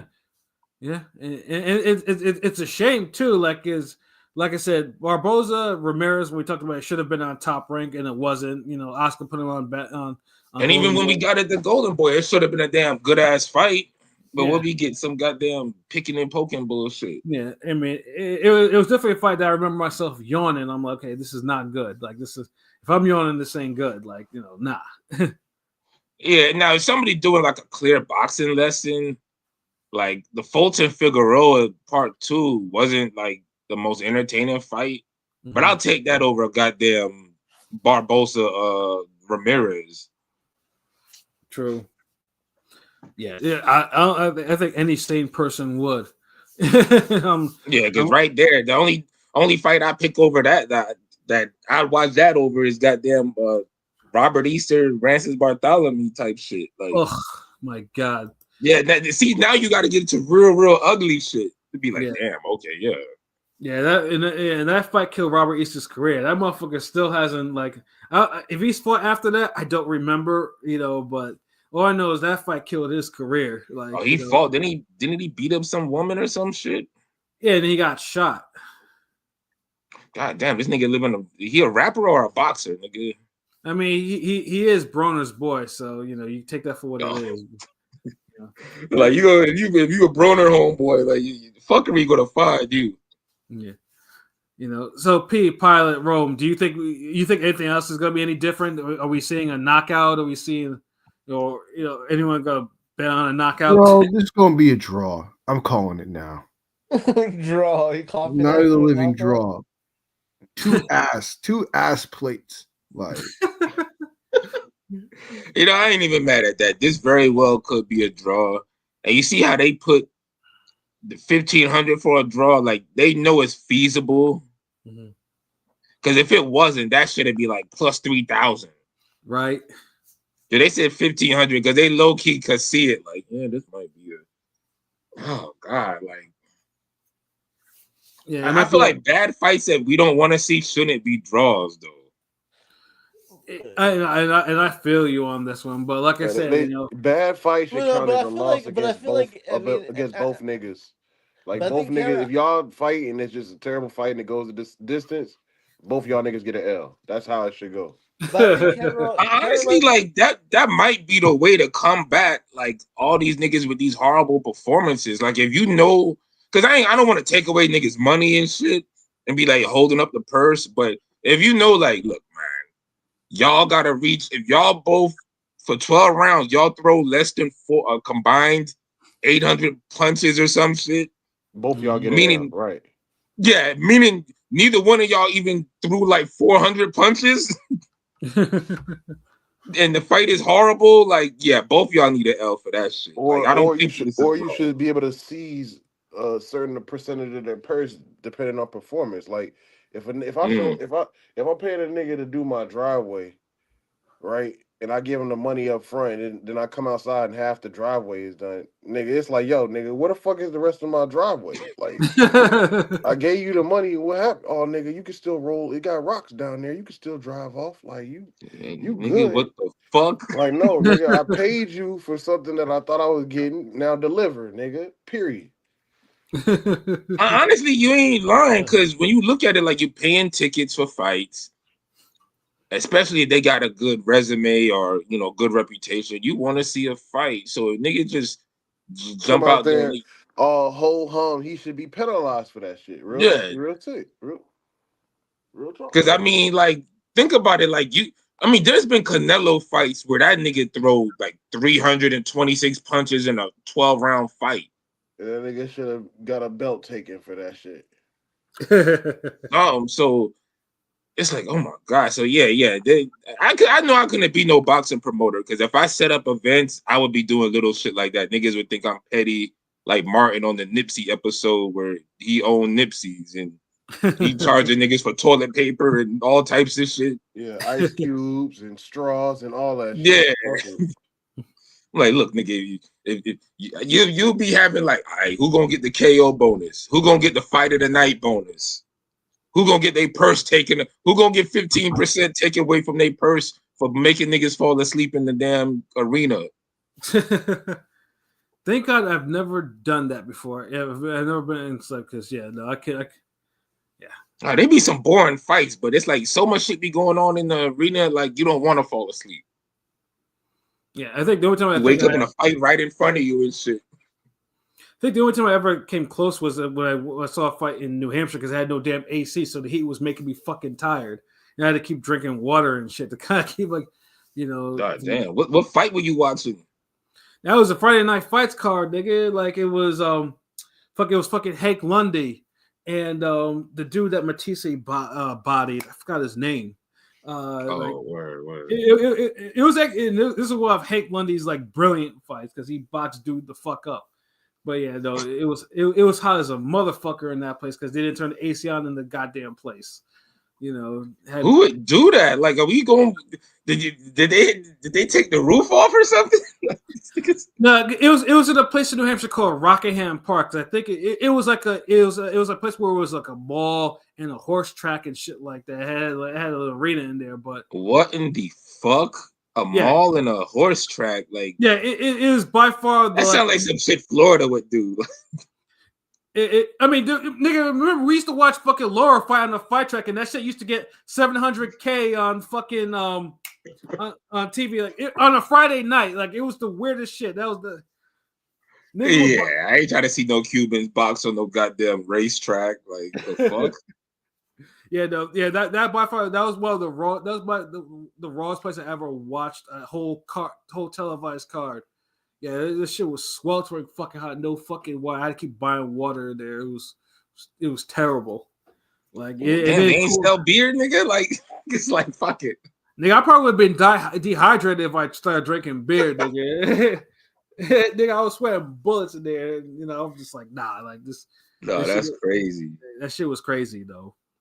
But yeah, and then of course we won't do a preview on this one, but Golden Boy has a card in the evening time too for Saturday.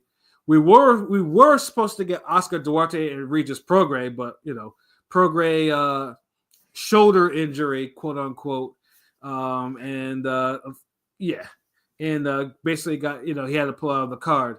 So yeah, and truthfully, I think most of us were thinking that Duarte was probably going to KO him anyways, because Prograis is starting to look a little worn down. He's seen better days. But this was the only fight Prograis really had a chance to just being himself, though. We haven't seen him fight somebody who wasn't going to try to box him in this stage of his career yet.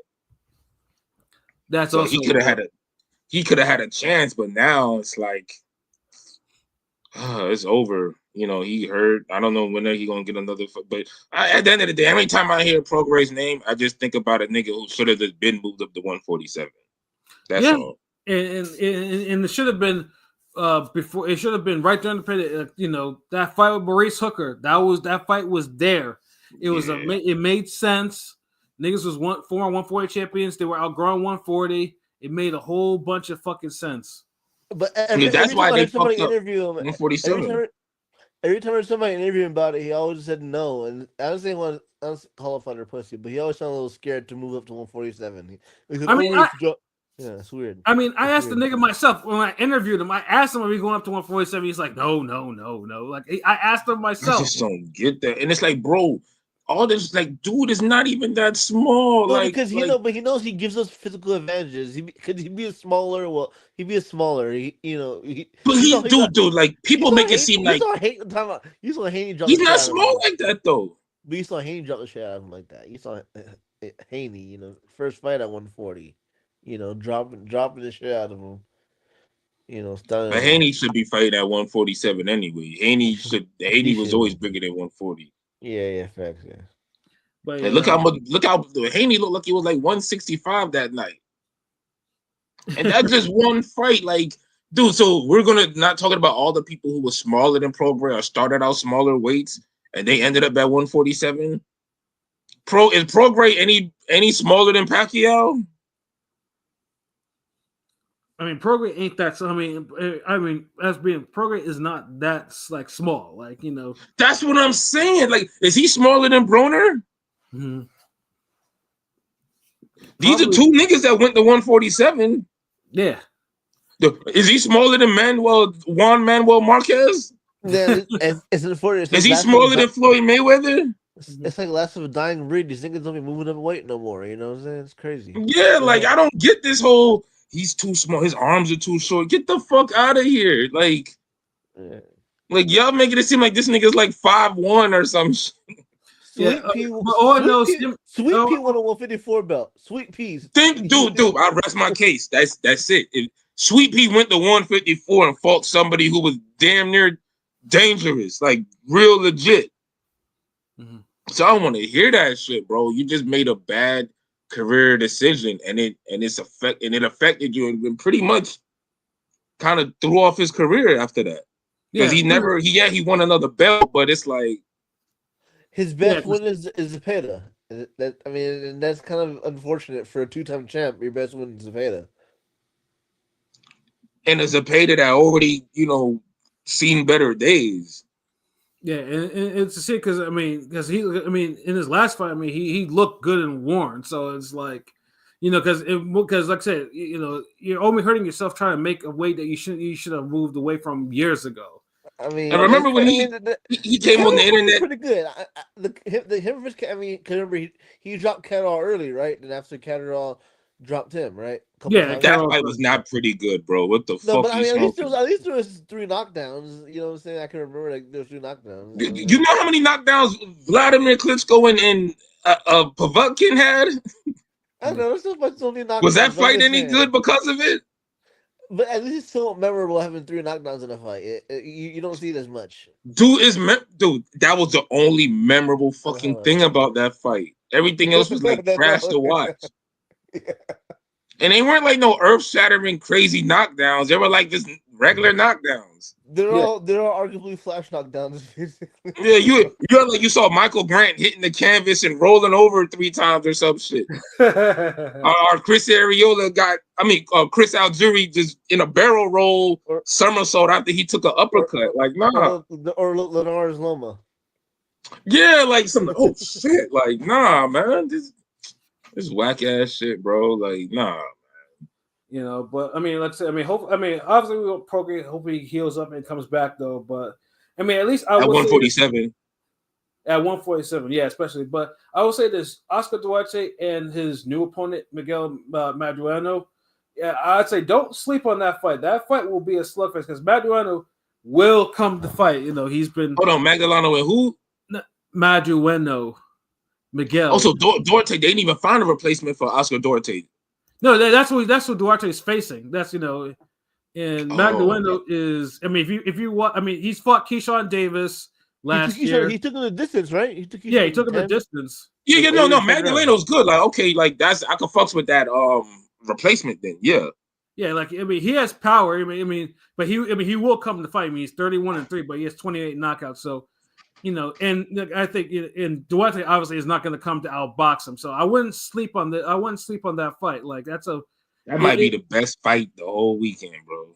Yeah, and like I said, it's a Golden Boy card, and like I said before, Golden Boy may not have the talent that it used to have, but their matchmakers know how to put together a competitive card. And you don't even have to give them a budget like that. They don't even have to have any big names, but somehow they'll just end up giving you an entertaining night of fights. Yeah, like Kenny Sims is gonna be on there and Darius Fulgham. So like but they're fighting no names, right? As usual. It's like, come on, man. Well, but the thing is, for some reason, and I'll answer this one, Pat. Yeah, the Golden Boy no names and their matchups for some reason are just more aesthetically pleasing. Like the ops always somehow have a chance, and they just fight harder. Whereas Top Rank does it. 90% of the time, it's a showcase fight. I heard Sims at 147 for this fight. He's coming back from an injury, so if Yeah, if he's sticking to 147 fight, I'm not It could be a going to. welterweight for this fight. So yeah. Because when everybody else do these jobber festivals, they're usually just boring, one-sided. But Golden Boy somehow sets up the matches where you might get an upset, you might get a fight of the year, you might see some dramatic shit. Somebody gets chin checked. You see some competitive fights. You see a couple competitive might fights. Yeah, not that's what I'm see saying. It's shit. like they know how to make competitive fights on every level, like every scale of it. Like It's like diet pro box. yeah. But it's like for some reason, like Diet Top Pro Rank Box. can't get it. Yeah, no. Top Rank wants to protect their prospects, and then usually, and then obviously, if the prospects lose to the jobbers, then the prospects get fired. They get so it's Yeah. like Or And if Pat, the fight's too close. Did you watch the pro box card over the weekend? Acosta. Nah, I didn't get to see it. Oh, it was alright. It was cool. yeah. Hold I on, did mean, any of y'all see the I'm only remembering this because DZ made the poster, the Valin and Chisora fight. yeah, that fight was. Yeah, I mean, I was running the Twitter on that, so yeah, that fight was. Yeah, Valen lost a lot of. I totally forgot it happened. It happened a couple days ago, right? I watched it, but I totally forgot. Yeah, Chisora won that shit clear, and it was that forgettable. Goddamn, Wallen fought like a pussy. Part of I don't understand. Yeah, I don't know what Valen was on that fought day. so scary. Yeah. Hold on, so Valin lost? Why He got dropped. He got dropped. He got dropped once or twice. Like Yeah, it was a really bad L. Really it was bad. dominated. God damn! Hold on, and this is coming from Derek Chisora? Yeah. Yeah. Remember, Chisora beat Joyce. Chisora's like in his second childhood, like not that non song. Yeah, no, Chisora beat the shit out of him, and that was the. Oh damn! So it wasn't even no loss. He beat the shit out of him type of loss. Oh wow! Oh yeah, damn! One of the knockouts. Yeah, those are one. It was like 114, 112. It blew my mind. I was like, what the fuck? Yeah, 114, 112 was not the right score. That shit was not fun to watch. So I barely watched it. Yeah, no, it was. But Chisora makes it kind of like an ugly, interesting fight, though. You know what I mean? So like, I mean, Chisora, his fights are never just outright bad, but they have a little pattern or method to it. Like they have some stench mode. Yeah, they do have that too. Like, but yeah, it could be a lot worse. Like we seen what's out there, but god damn. But it's just bad because Valen has nearly beat Fury and beat Gassiev. These are punchers. No, I mean, but Gassiev was a cruiserweight, right? Well, Gassiev punches way above. He's been a heavyweight. Saying, like, a cruiserweight puncher is usually gonna be a heavyweight puncher too, though. Yeah. But he also wobbled Gassiev too, which I was not expecting. Like he did it a couple times, and I'm just like, you doing this, but you're losing to an old ass Chisora. But his real true claim to fame is not getting, the eye cut shit with Fury. That's his true claim to fame. You know what I'm saying? But he was cheated out of his moment. Could be real. The AJ fight, he just kind of gave up. The Joshua fight. Nah, AJ was just that good on that night. Yeah, Joshua just beat the shit out of him. Like that was just remember Joshua beat him in the amateur, so it was like Joshua kind of already knew what dude was about. But LB, if you watch this fight, you would feel a sentiment of that, like this guy just has no heart in him because he fought with no heart. Am I right, Pat? With Valen, I don't know what he was on. Like he didn't fight with no heart. Yeah, it's like goddamn, you just lost a whole bunch of money losing to. If the world can see your heart from your fighting, you need to go back to the lab and try to reconstruct some shit, nigga. Because nobody should be able to tell how hard you're trying internally based on your performance, nigga. Like that just shows lack of internal strength. Like you can't just go out there and just wing it. Like, come on, nigga. Nigga was going through the motions. Yeah, and Chisora was trying to win, and that was the case. And like I said, that's how they did. So I mean, that was I'm happy for Chisora. That's what's up. So Chisora basically can go out with a title shot because it basically whoever wins between Dubois and Parker, I think Chisora would be next in line. When he upset Joyce, he was probably the underdog, right? Yeah, of course he was. Yeah. That's a crazy couple for like he's probably pushing 40. He's probably 40. That's pretty good couple wins, for And let's not forget that he got robbed against what's his name? Parker. Joseph Parker, that first fight. Yeah, like Chisora, I'll say it for. I mean, Chisora has incredible longevity. Like, I mean, usually he should have been out of here by now. Like, I don't understand. Resume almost as good as Wilder's. You know, somehow White popped. Yes, that's a pun. Dylan White popped back up. Him and fucking who's he fighting? Who are you talking about? He said Dylan White. Oh, Dylan White. Oh, yeah. He's fighting fucking Joe Joyce. Yeah. That's the young GC record, nigga. Man, I'm good with these CTE fights, yo. Yeah. Just because they had the whole interview there, you could tell Joe Joyce. Like, funny thing is, I know Joe Joyce used to talk a lot sharper than he used to. He's not all there, dog. He's not all there. His legs scrambled, bro. His legs scrambled, man. Like, even Dylan White could have didn't even want to run him down because he could see that Joe Joyce was kind of buffering a little bit, like just like God damn. No, he was like the interviews on YouTube, bro. Like, if you watch it, you can see that. Did y'all see it? Dylan White was like, "You're gonna end up going to the wrong house." Yeah, exactly. Yeah. And that's the problem I kind of have with these fights, bro. He's like, "Yeah, maybe so." Yeah, he said maybe so. Yeah, Joe actually he said maybe so. Look, if niggas is making these type of jokes now before the fight, that's not funny, though. The fight don't need to happen, bro. Like, honestly, like niggas weren't making jokes this bad against the fucking Tyson Jake Paul shit, and Tyson got taken off an airplane. So yeah, if niggas is making jokes like this, like, oh man, you'll go to the wrong house after the fight, then nigga, why are you fighting him? Yeah.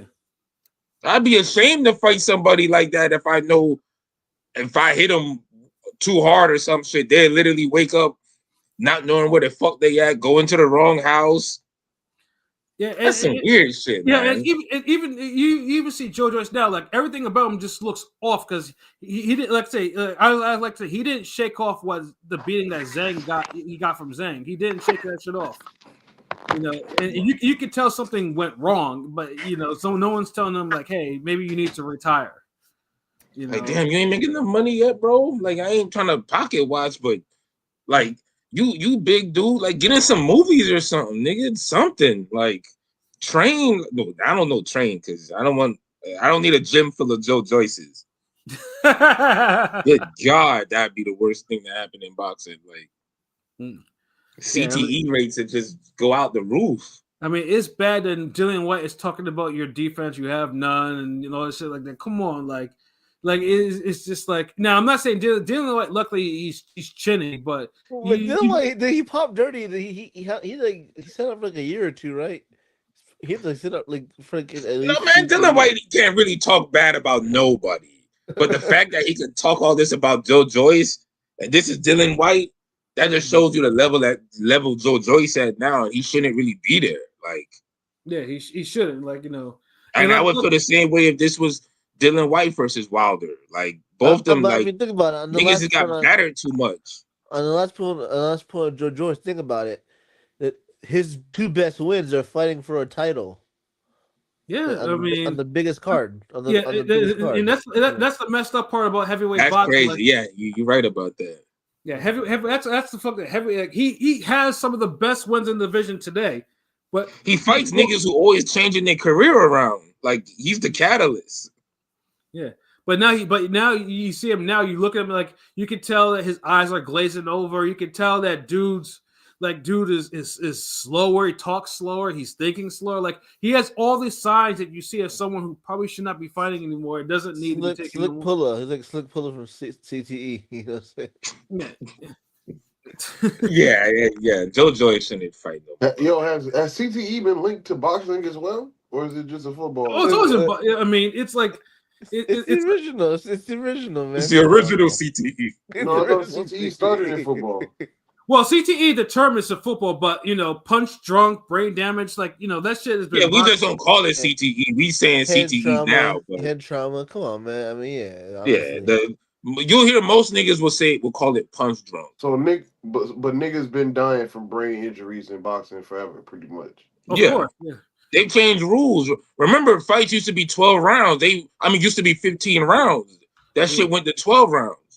Because Ray Boom Boom Mancini killed the Asian cat. I can't remember his name. Yeah, Dooku Sim or Dooku Sim. Kim.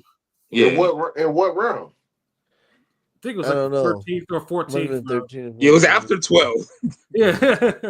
But man, I ain't gonna lie. You used to get some great 15-round fights. That's fucked up because they were like, all right, so niggas is dying at round 13, so let's just cut it off. No, but you know what made it worse? Supposedly, I think don't misquote me. I think the mom and the ref offed themselves after. Supposedly. Because people killed themselves. The referee killed himself in that fight. The fighter who got killed, his mom killed himself. Yeah, it was. I gotta see the doc on that fight. Y'all niggas watch the fight is violent as fuck. Like, Yeah, just watch the fight, bro. Yeah, no, it's a great fight. I want to see the doc. I want to see what happened before the fight and after the fight too. Like, that's true. You fully get the experience if you watch it like a little preview, or if you watch the fight first, then watch the documentary. Yeah, you'll get the whole experience. Like it's deep. And Ray Mancini, he's like the original Paulie. He's like the unracist Paulie. No, he wasn't. He wasn't the original Paulie. Ray Mancini was not Paulie. On the commentary. Yeah. On the commentary. Well, no, Boom Boom as a people didn't like his commentary. Like I thought he was okay, but a lot of people didn't like. He wasn't that great to me. I didn't like his commentary. Like they hated it, and I was like. To me, I looked at him as like a cross between Foreman and Abner Mares. Like he has his little cliche things he'll say, but he's not great. But there's been fucking worse. Oh yeah, easy like Lennox Lewis. Yeah, I'd never want to hear Lennox Lewis commentate a fight. Like he's awful at it. Yeah, and I'm not even a fan of Virgil Hunter. Damn, commenting on fights. Yeah, neither am I. Do be mushmouth and like come on, yeah. Bro. And don't pair him up with Goosen. That's like the worst pair up all time. Yeah. And Goosen can actually call a fight, but he be in his own world sometimes. Didn't they have Goosen on the last shit? That's on the Benavidez shit. That's where I saw Goosen every time. I was like, Goosen always be popping up, man. Like what? Yeah. I mean, PBC will always bring him back, but yeah, Goosen is he's very hit or miss with his commentary. Because they don't match him up well with good people sometimes, like. Because I like to hear people who coach and they really fuck with boxing, and he knows a lot of the fighters. He's seen dudes. So, but if you put him up against, when you pair him with a Lennox Lewis or a damn Virgil Hunter, it's like you forcing him to be more interesting than he needs to be. Right. Yeah. Just like he has to carry the combo. Like Goosen can't really be the one directing the combo. He's like a good. Like feature verse, like you don't need to start the whole song off and have 2 and 3 verses.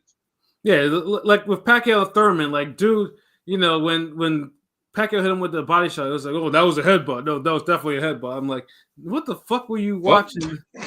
Like, what the fuck? Yeah. So it's like the shit we be seeing with Sergio Mora. Like when you put niggas around like people who are trash, they start picking up the trashy ways. Yeah, just like Tessitore used to be a decent to good commentator when he was with Teddy Atlas, but once that Teddy Atlas shit got removed because of Teddy's outspoken views, Tessitore got worse. And I hate him. Yeah, he's always in the biggest college football games, and I always hate fucking hearing him on all the college football games. So we say iron sharpens iron, but trash makes fucking trashier, nigga. Yeah, you put someone around somebody decent. If you get a decent person and you put him around other decent people, he gonna remain decent. He gonna, be on the up and up. You put a decent person around trash, he's gonna be like underwhelming. He's gonna be below average. Mm-hmm. Put a decent person around somebody who's a gem, who's good, and they become above average. They step up their game. So they just need to figure this shit out somehow. Yeah, hopefully, and it's across the board too. With the exception of Pro Box actually, with Paulie and Chris Algieri, they're actually, and then Juan Manuel Marquez, like, they actually provide good commentary. Yeah, they know they shit. Even with Paulie's racist ass, he knows his boxing. Right. Sometimes I'd be like, look, nigga, you knew all this. Why your career ain't turned out better? Like sometimes these niggas be speaking a little too like freely, like that's what we were saying about Tony Romo earlier. Yeah, like if you know all this, like bro, like you should be on the up and up. Yeah, right. You should be winning more, nigga. If you knew how to diagnose niggas like this. Good. So I get it, but, like, but that's not necessarily true because some people are better at coaching than they are at playing. Yeah. Like I don't think Andy Reid has ever taken a snap. You know what I'm saying? I don't think some of these boxing trainers have ever, actually fought in the ring. Well, I mean, Bomac was a terrible pro, but he's a great trainer. Right, exactly. That's what I mean. Like some people have an eye for different shit. Yeah. And then I also look at the circumstances. Sometimes the coach or the trainer, they didn't have the positive circumstance to be boxing and have a great career. Then some people have, and it's like, damn. Mm-hmm. Yeah, like I said, like I said, if a person could do both, that was a great fighter and actually coach. Hey, it's rare, right? It's really rare, right? Michael Jordan, because remember, the great fighter usually has a great career. He ain't gonna want to coach. Like most of the greatest players, remember most of their sons ain't shit. You feel what I'm saying? Yeah. Most of their sons can't compete with nowhere near them. Or people close to them can't even fuck with no one near them. Why? Not because they didn't try to get the gems off, because some people are better at playing than they are at teaching. Some people are better at learning than they are at, teaching. Yeah. That's how it goes. It's a lot of factors really that go into it. So the difference is with Paulie, you could literally see his career and the shit he fucked up at and things he could have, like, you can't see that with everybody. Like with Chris Algieri, you saw more of his ceiling than you saw his flaws. With Paulie, you saw his ceiling because of his flaws. Right. And I feel like that's the difference. Like, I don't care how good Chris Algieri look in the gym, he was never going to beat Errol Spence. Right. He was never going to be a Manny Pacquiao. Yeah. But Paulie actually, had chances. Like, a lot of them. A lot of them. And it was just, I mean, his boxing career, he overachieved, no doubt about that. Yeah, he definitely fucking overachieved, But I ain't hating, they got a good thing going on Pro Box. Pro Box, be pretty much, holding it down for boxing when the bigger names ain't really doing shit. So you need a Pro Box. Pro Box is like rice. They go with everything. Right. Like you need it there. It's a standard.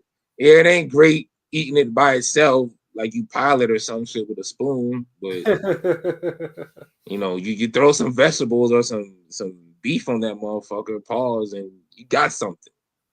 Facts.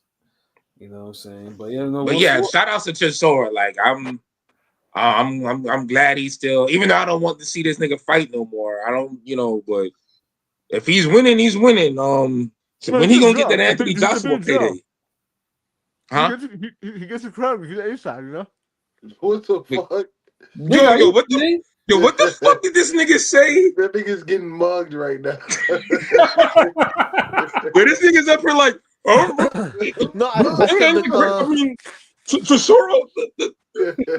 No, I'm saying he's a huge A-side. Like he's a big time crowd favorite. The crowd likes fucks him a lot.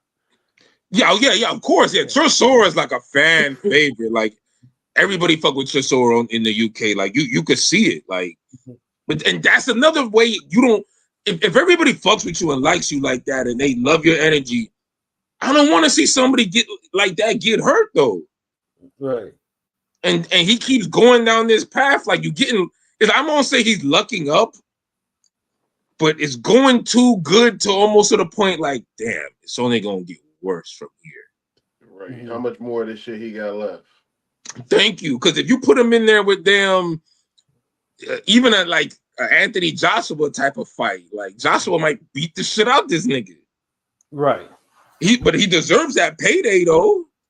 Exactly. So and that's literally what he's fighting for. It's just to get that one last title shot and payday. So it's like, but haven't you? But that's another thing. Like nigga, like haven't you been getting paydays already?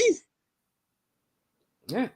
Like, I'm not even pocket watching, but dude, you've had 3 Tyson Fury fights, and you ain't even earned the 3rd one. Tyson Fury was just looking out with the bag for you. Yeah, he got $4 million for that shit. It was just like, bro, come on. Like, so I'm just saying, like, I mean, I know niggas love boxing, but shit, bro, like, you making that type of money, man. Like keep your health, do something else. right.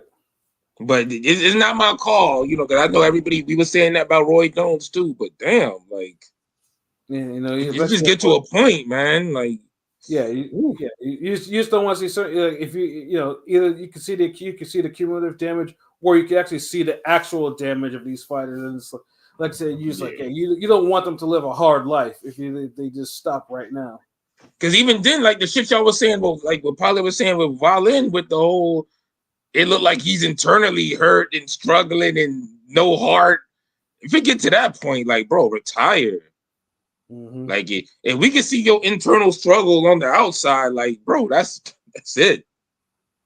Exactly. Because, oh my God. But yeah, like, I might see some highlights or some shit, but yo, like, whew. Damn, I didn't even know we would even talk about that fight. Yeah, and let's say, you know, we have, let's say, you know, we have some, you know, good little weekend of fights, and then of course next week we'll preview the big card. You know, Better Be Bivol 2 with its 7 fights, give or take. Yeah, so yeah, 7 main events that only 150 people gonna see, but okay. Yeah, so and that will be, you know, probably obviously it's the biggest card so far in terms of what has actually been scheduled. It is. I'm kind of hyped for it, but I'm not. Like, a part of me is like hyped for it, but just knowing that you're gonna have a day of like 8 hours of boxing and it's gonna be dragging, I'm not looking forward to that at all. Yo, real quick, can y'all clear something up for me? Is Jake Paul fighting Canelo or not, nigga? No. You know what? I'm glad you brought that up. Let's talk about that real quick, because before we end this shit. I keep getting different shit, and I'm like, yo, I don't know who's fighting. I don't know who's fighting what.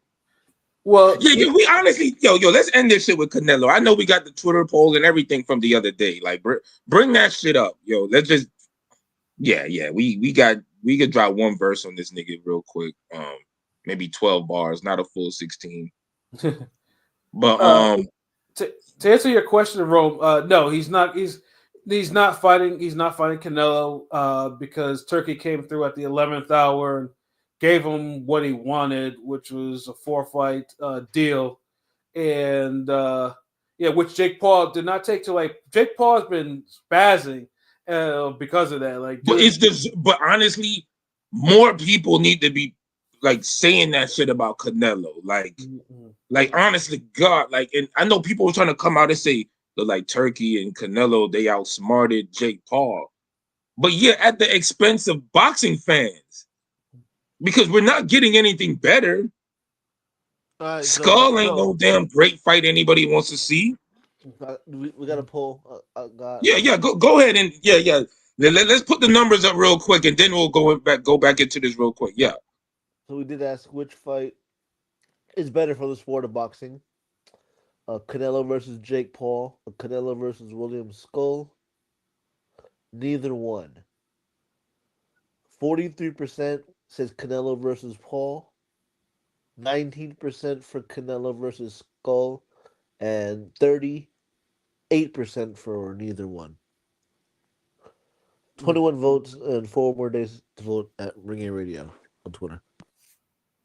Yeah. So you see that shit, like, neither fight is good, but one fight gets on Netflix and would have probably had a fire co-main or a fire undercard. Right, and it get more eyes on boxing again.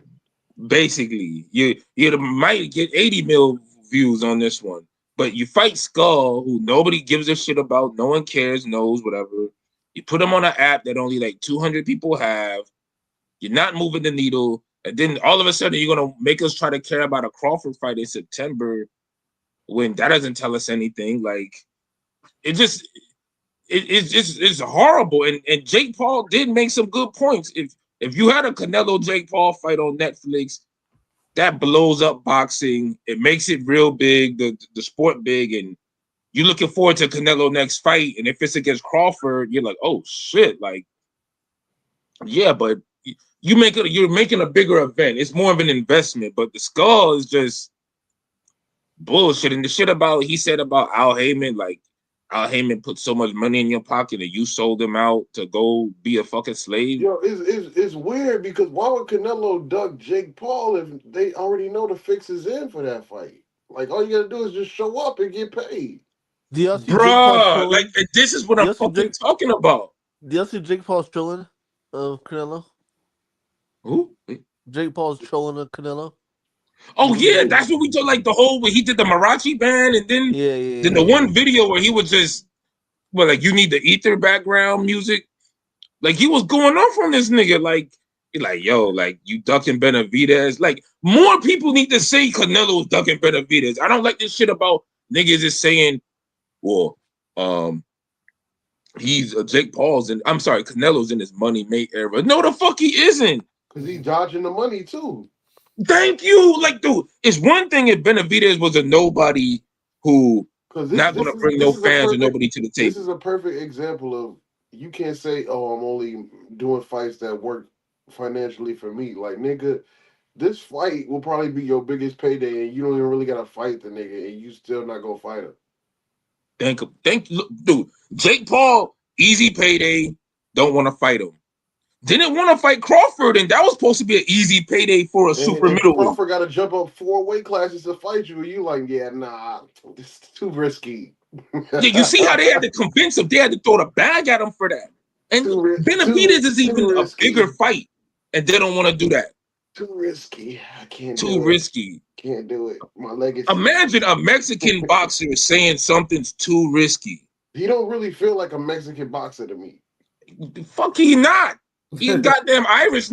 No, I'm not even gonna badmouth Irish. I don't know what the fuck Canelo is. He just got orange hair. Nah, a Mexican fighter, a true. The Mexican fighters I remember, if you bring a mariachi band, that nigga fighting you tomorrow. Like, that nigga no. Dude, bro, this nigga said when the whole mention about Canelo fighting Jake Paul happened, he said. Canelo said his daughter came up to him and said, "Are you really fighting Jake Paul?" Jake Paul said, "No." His daughter never came up to Canelo asking about him any fight that he's done, right? About any fight, his daughter. And you're talking about Mayweather, Golovkin, all these niggas, motherfuckers don't care.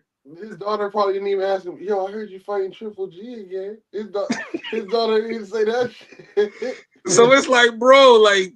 So imagine that, like, come on, man. Like you already know his daughter knows. Now his daughter know he ducking Benavidez because she watching Jake Paul talk shit about her pops. Thank you. So now she knows, like, damn, Dad, why Jake Paul saying all this shit? You really ducking all these people? In the fights, who's this Skull? Is this Skeletor? Who is this? Who is this? Saudi Arabia, like. Can I come too, Pops? Like, can I go? Wait, Dad, why would you take half the money to fight a nigga that you wouldn't even have to like? Come on, dog. That's what this sounds like. Like, and I'm so glad. I know Jake Paul not perfect. He does a lot of fucked up shit. I get it, but god damn it, somebody needed to say all this shit. Listen, if Floyd was 180, he would have fought Jake Paul easily already. Floyd would have been cashed them dollars. And the crazy part is Floyd already fought his bigger, older brother. Yeah, for real. And it was a bad fight. Bad. But my whole thing is like, yeah, we get it. Exhibition, yeah, we know. But come on, bro. Like, if you're gonna fight William Skull and y'all try to crowbar this whole. It's going to be undisputed. How many times can a nigga be undisputed? Once you win undisputed, I don't give a fuck who has your belts after that. You're always going to be undisputed in my eyes until somebody beats you or you leave the division. So him losing one belt and then fighting that nigga again, fighting that nigga to get the belt back so you can say you're undisputed is just corny. So you mean if I go to Germany right now, sucker punch Skull, steal his belt, bring that shit to Florida and post up at the corner store, did I earn the Canelo fight? Yeah, it's like what this nigga got on his vision board. Like, what is his goal out of all of this shit? That's what I'm saying. But you got the media keep dick riding this nigga and say, well, he'll be undisputed. Who cares if you're undisputed twice, nigga? You ain't fight nobody. And they talk about legacy. Look, bro, when it comes to Canelo, legacy fight, there's no legacy fight outside of Benavidez. That's it. He wants to be the most decorated. He don't give a fuck about who he fight. He's trying to be the most decorated, the most accolades, the most numbers, the most and points. The media is falling in line with it too. Right. The most points, punches thrown in round 6. I got the highest number. Like, nigga wants to do all that shit. He wants to nigga literally trying to be a stat pattern for boxing. And it's like, bro, like, no. Like, you're the only Mexican Hall of Famer that doesn't have fight of the years on a regular basis. Yo, Pilot, it's like this nigga's in my career mode and he's on his fucking 18th season and he's done everything. He's won a championship 17 times. He's won Rookie of the Year, MVP, All-Star Game. He's like, what other? Oh, I can get the rebound title this year. Like, nigga. Hey, did you add me on PSN? Hey, Ro, did you add me on PSN? You said what? Did you add me on PlayStation? Did you add me? Yeah, nigga. I did that, nigga. Check your DMs or whatever the fuck it's called on there. You gotta remember, this nigga don't be checking the damn messages in any platform. I sent you a message on the Kali. Well, I don't be on the Kali. I sent you Twitter DM. Well, I don't really check my nigga, what the fuck? Dig, there was one point he did that shit. I'm like, bro, like, what the fuck are you on then, nigga? Like, call your phone. Your voicemail box is full. Can't leave a message. Like, nigga, like, just say like, yeah, I ain't trying to fuck with you, LB. Pilot don't check shit. That nigga don't check shit. Niggas been trying to contact this nigga for years. Pilot, I've been trying to call you. Oh, what's up? Yo, nigga, you won a lotto 6 years ago, nigga. I promise you, that's what it would be too. Like, oh, Publix and Clearinghouse come to this nigga with the big check. Like, bro, where you at? Nigga, we were trying to find you for 5 months. Like, we went company that went bankrupt looking for you. No, but it's on there. I said it. It's on there. It's on there. Damn, but yeah, man, fucking Canelo a joke. Like, so he's fighting. More people need to call that out. So he's fighting a nigga named Skull now. Pretty much. It's crazy seeing this fixed trade because Luka and the Lakers jersey balling out is crazy. I'm just watching this game. It's kind of crazy to see. Oh, where? Oh, he balling? I mean, Luka on the Lakers with the old ass LeBron. It's kind of. I'm saying, is he balling, nigga? Your ass. I mean, he's unlimited minutes, but I mean. No, they're beating Jazz by 30 points. They're killing Jazz by 30. I mean, the Jazz haven't won a game this season. That's what I'm saying. Like, this nigga's like, yeah, they balling. Who they playing? Fucking middle school team. I'm going to say he's got like 14, 64. I mean, he's unlimited minutes. He's got like 14 points, 6 boards, 4 assists. That's trash, nigga. Against the Utah Jazz, he's up by 30. He's coming off an injury. Dog. Yo, let me know when the niggas play the OKC. Let me know when. Let's wrap this so you can get to the game because I know I need to get to bed because that celebrating I did last night. So last point. So Canelo's fighting a nigga named Skull, and he's not fighting Jake Paul or Terrence Crawford. Pretty much. Well, the Crawford fight is going to be later, but he's not. But fighting to get the belt, he dropped. I thought they reneged, so they did not renege on the Crawford. He's fighting for the belt he dropped, basically. And that's some stupid shit. And you got niggas who be like, he's gonna be undisputed again. Like, bro, like really? Right. Who gives a fuck?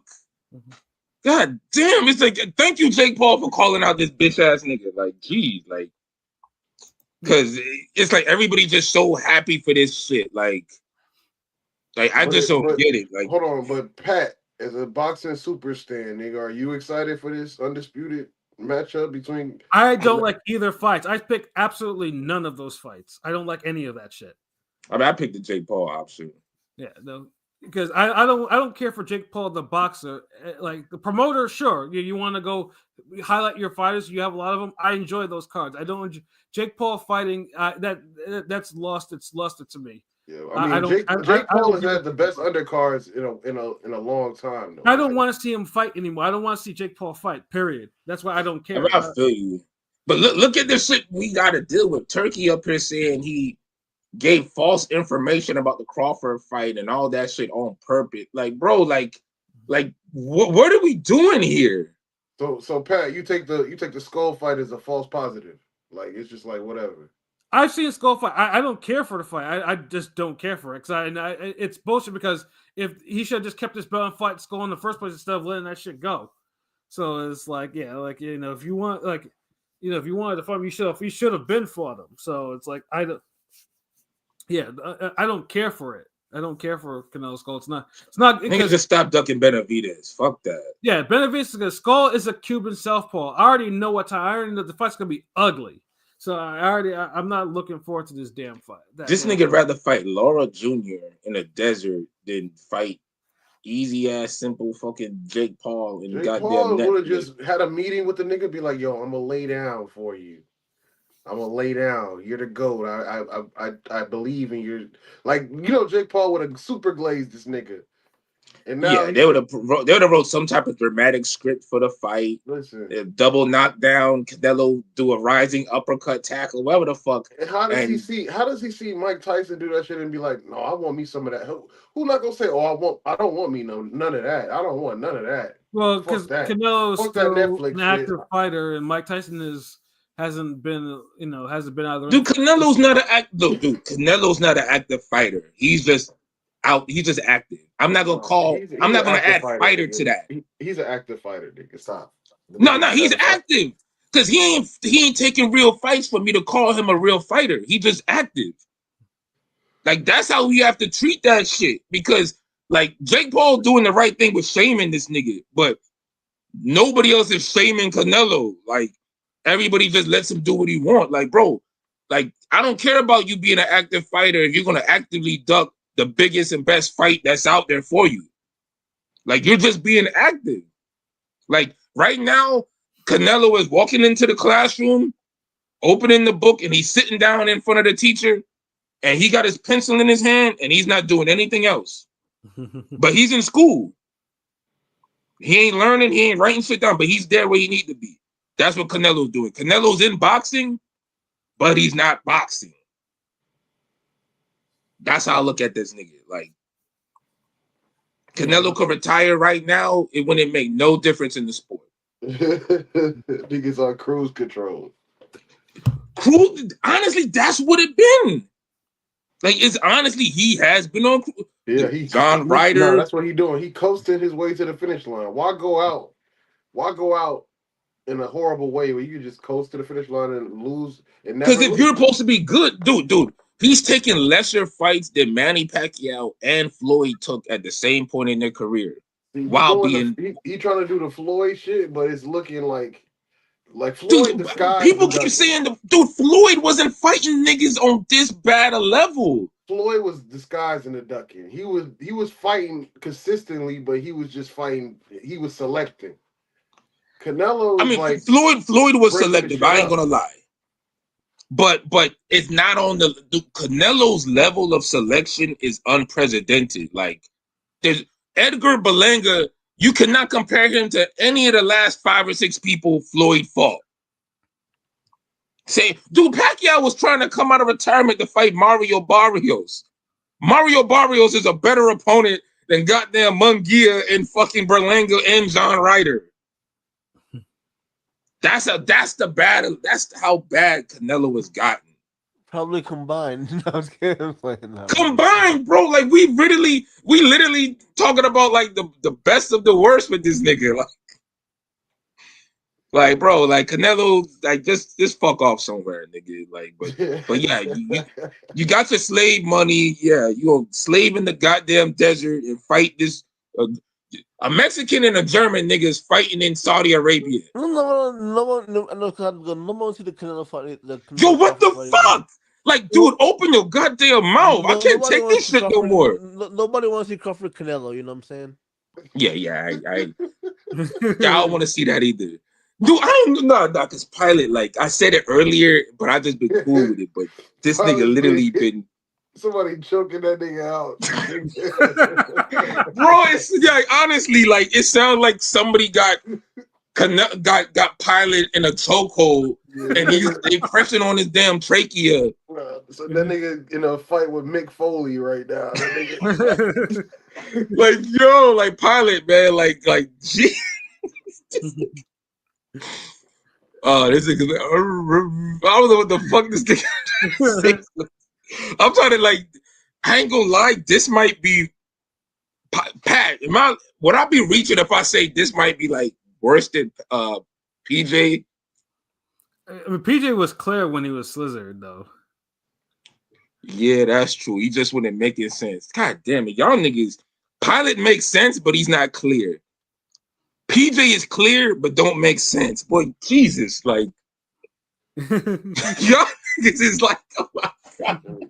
One nigga is mumbling like the Declaration of Independence, and another nigga is clearly spitting a Ghostface Killer verse backwards. I don't know who is more confusing to listen to. Oh, but y'all got it. Like, if I tuned into a podcast and y'all two niggas was the host, I would lose my fucking mind. I'm like, yo, what is this? Oh, man. But yeah, we can wrap this up, man. Like, Canelo, fuck this nigga. Like, you ain't trying to care for the sport. You on some bullshit, and niggas need to keep calling you out. Because I'm glad I'm not the only one. It felt like I was the only nigga calling out Canelo for like the last 6 years. I'm glad the damn peanut gallery is speaking up a lot more. So it is what it is. Yeah. To me, it's just like, he can do whatever. I just won't pay attention to it like that. So, yeah. Yeah. I'm trying to say we didn't even fucking do a preview for Canelo last fight, did we? Hell no, we didn't. Yeah, and we're keeping on with that tradition. So yeah. Yeah. I'm not. No Canelo preview for the William Skull fight. Yeah. I mean, now if Skull ends up stopping him or knocking him out, then yes, then we'll talk about it because it'll be like we'll do a recap. Yeah, recaps is different. Recaps is like afterwards where we like, okay, we saw what it was. Yeah, we told y'all this shit was gonna be trash. He got knocked out. Yes, fuck that nigga. Good. Like, it's either or. So yeah, it'll be a recap, but I'd be goddamned if I come on the podcast to talk about Canelo versus Skull. Fuck no. Yeah. Nigga, I'll talk about the motherfucking Dolphins preseason before that shit, nigga. The fuck? Disgust me with this Canelo fuckery. But yeah. Pat, take it away. Like, let's go. So yeah, we'll be back Thursday. We'll, with another show, whatever. It might be a gauntlet, depending on what I have, if I go to Philly on Friday or not, or it might be something else though. But just make sure you stay tuned.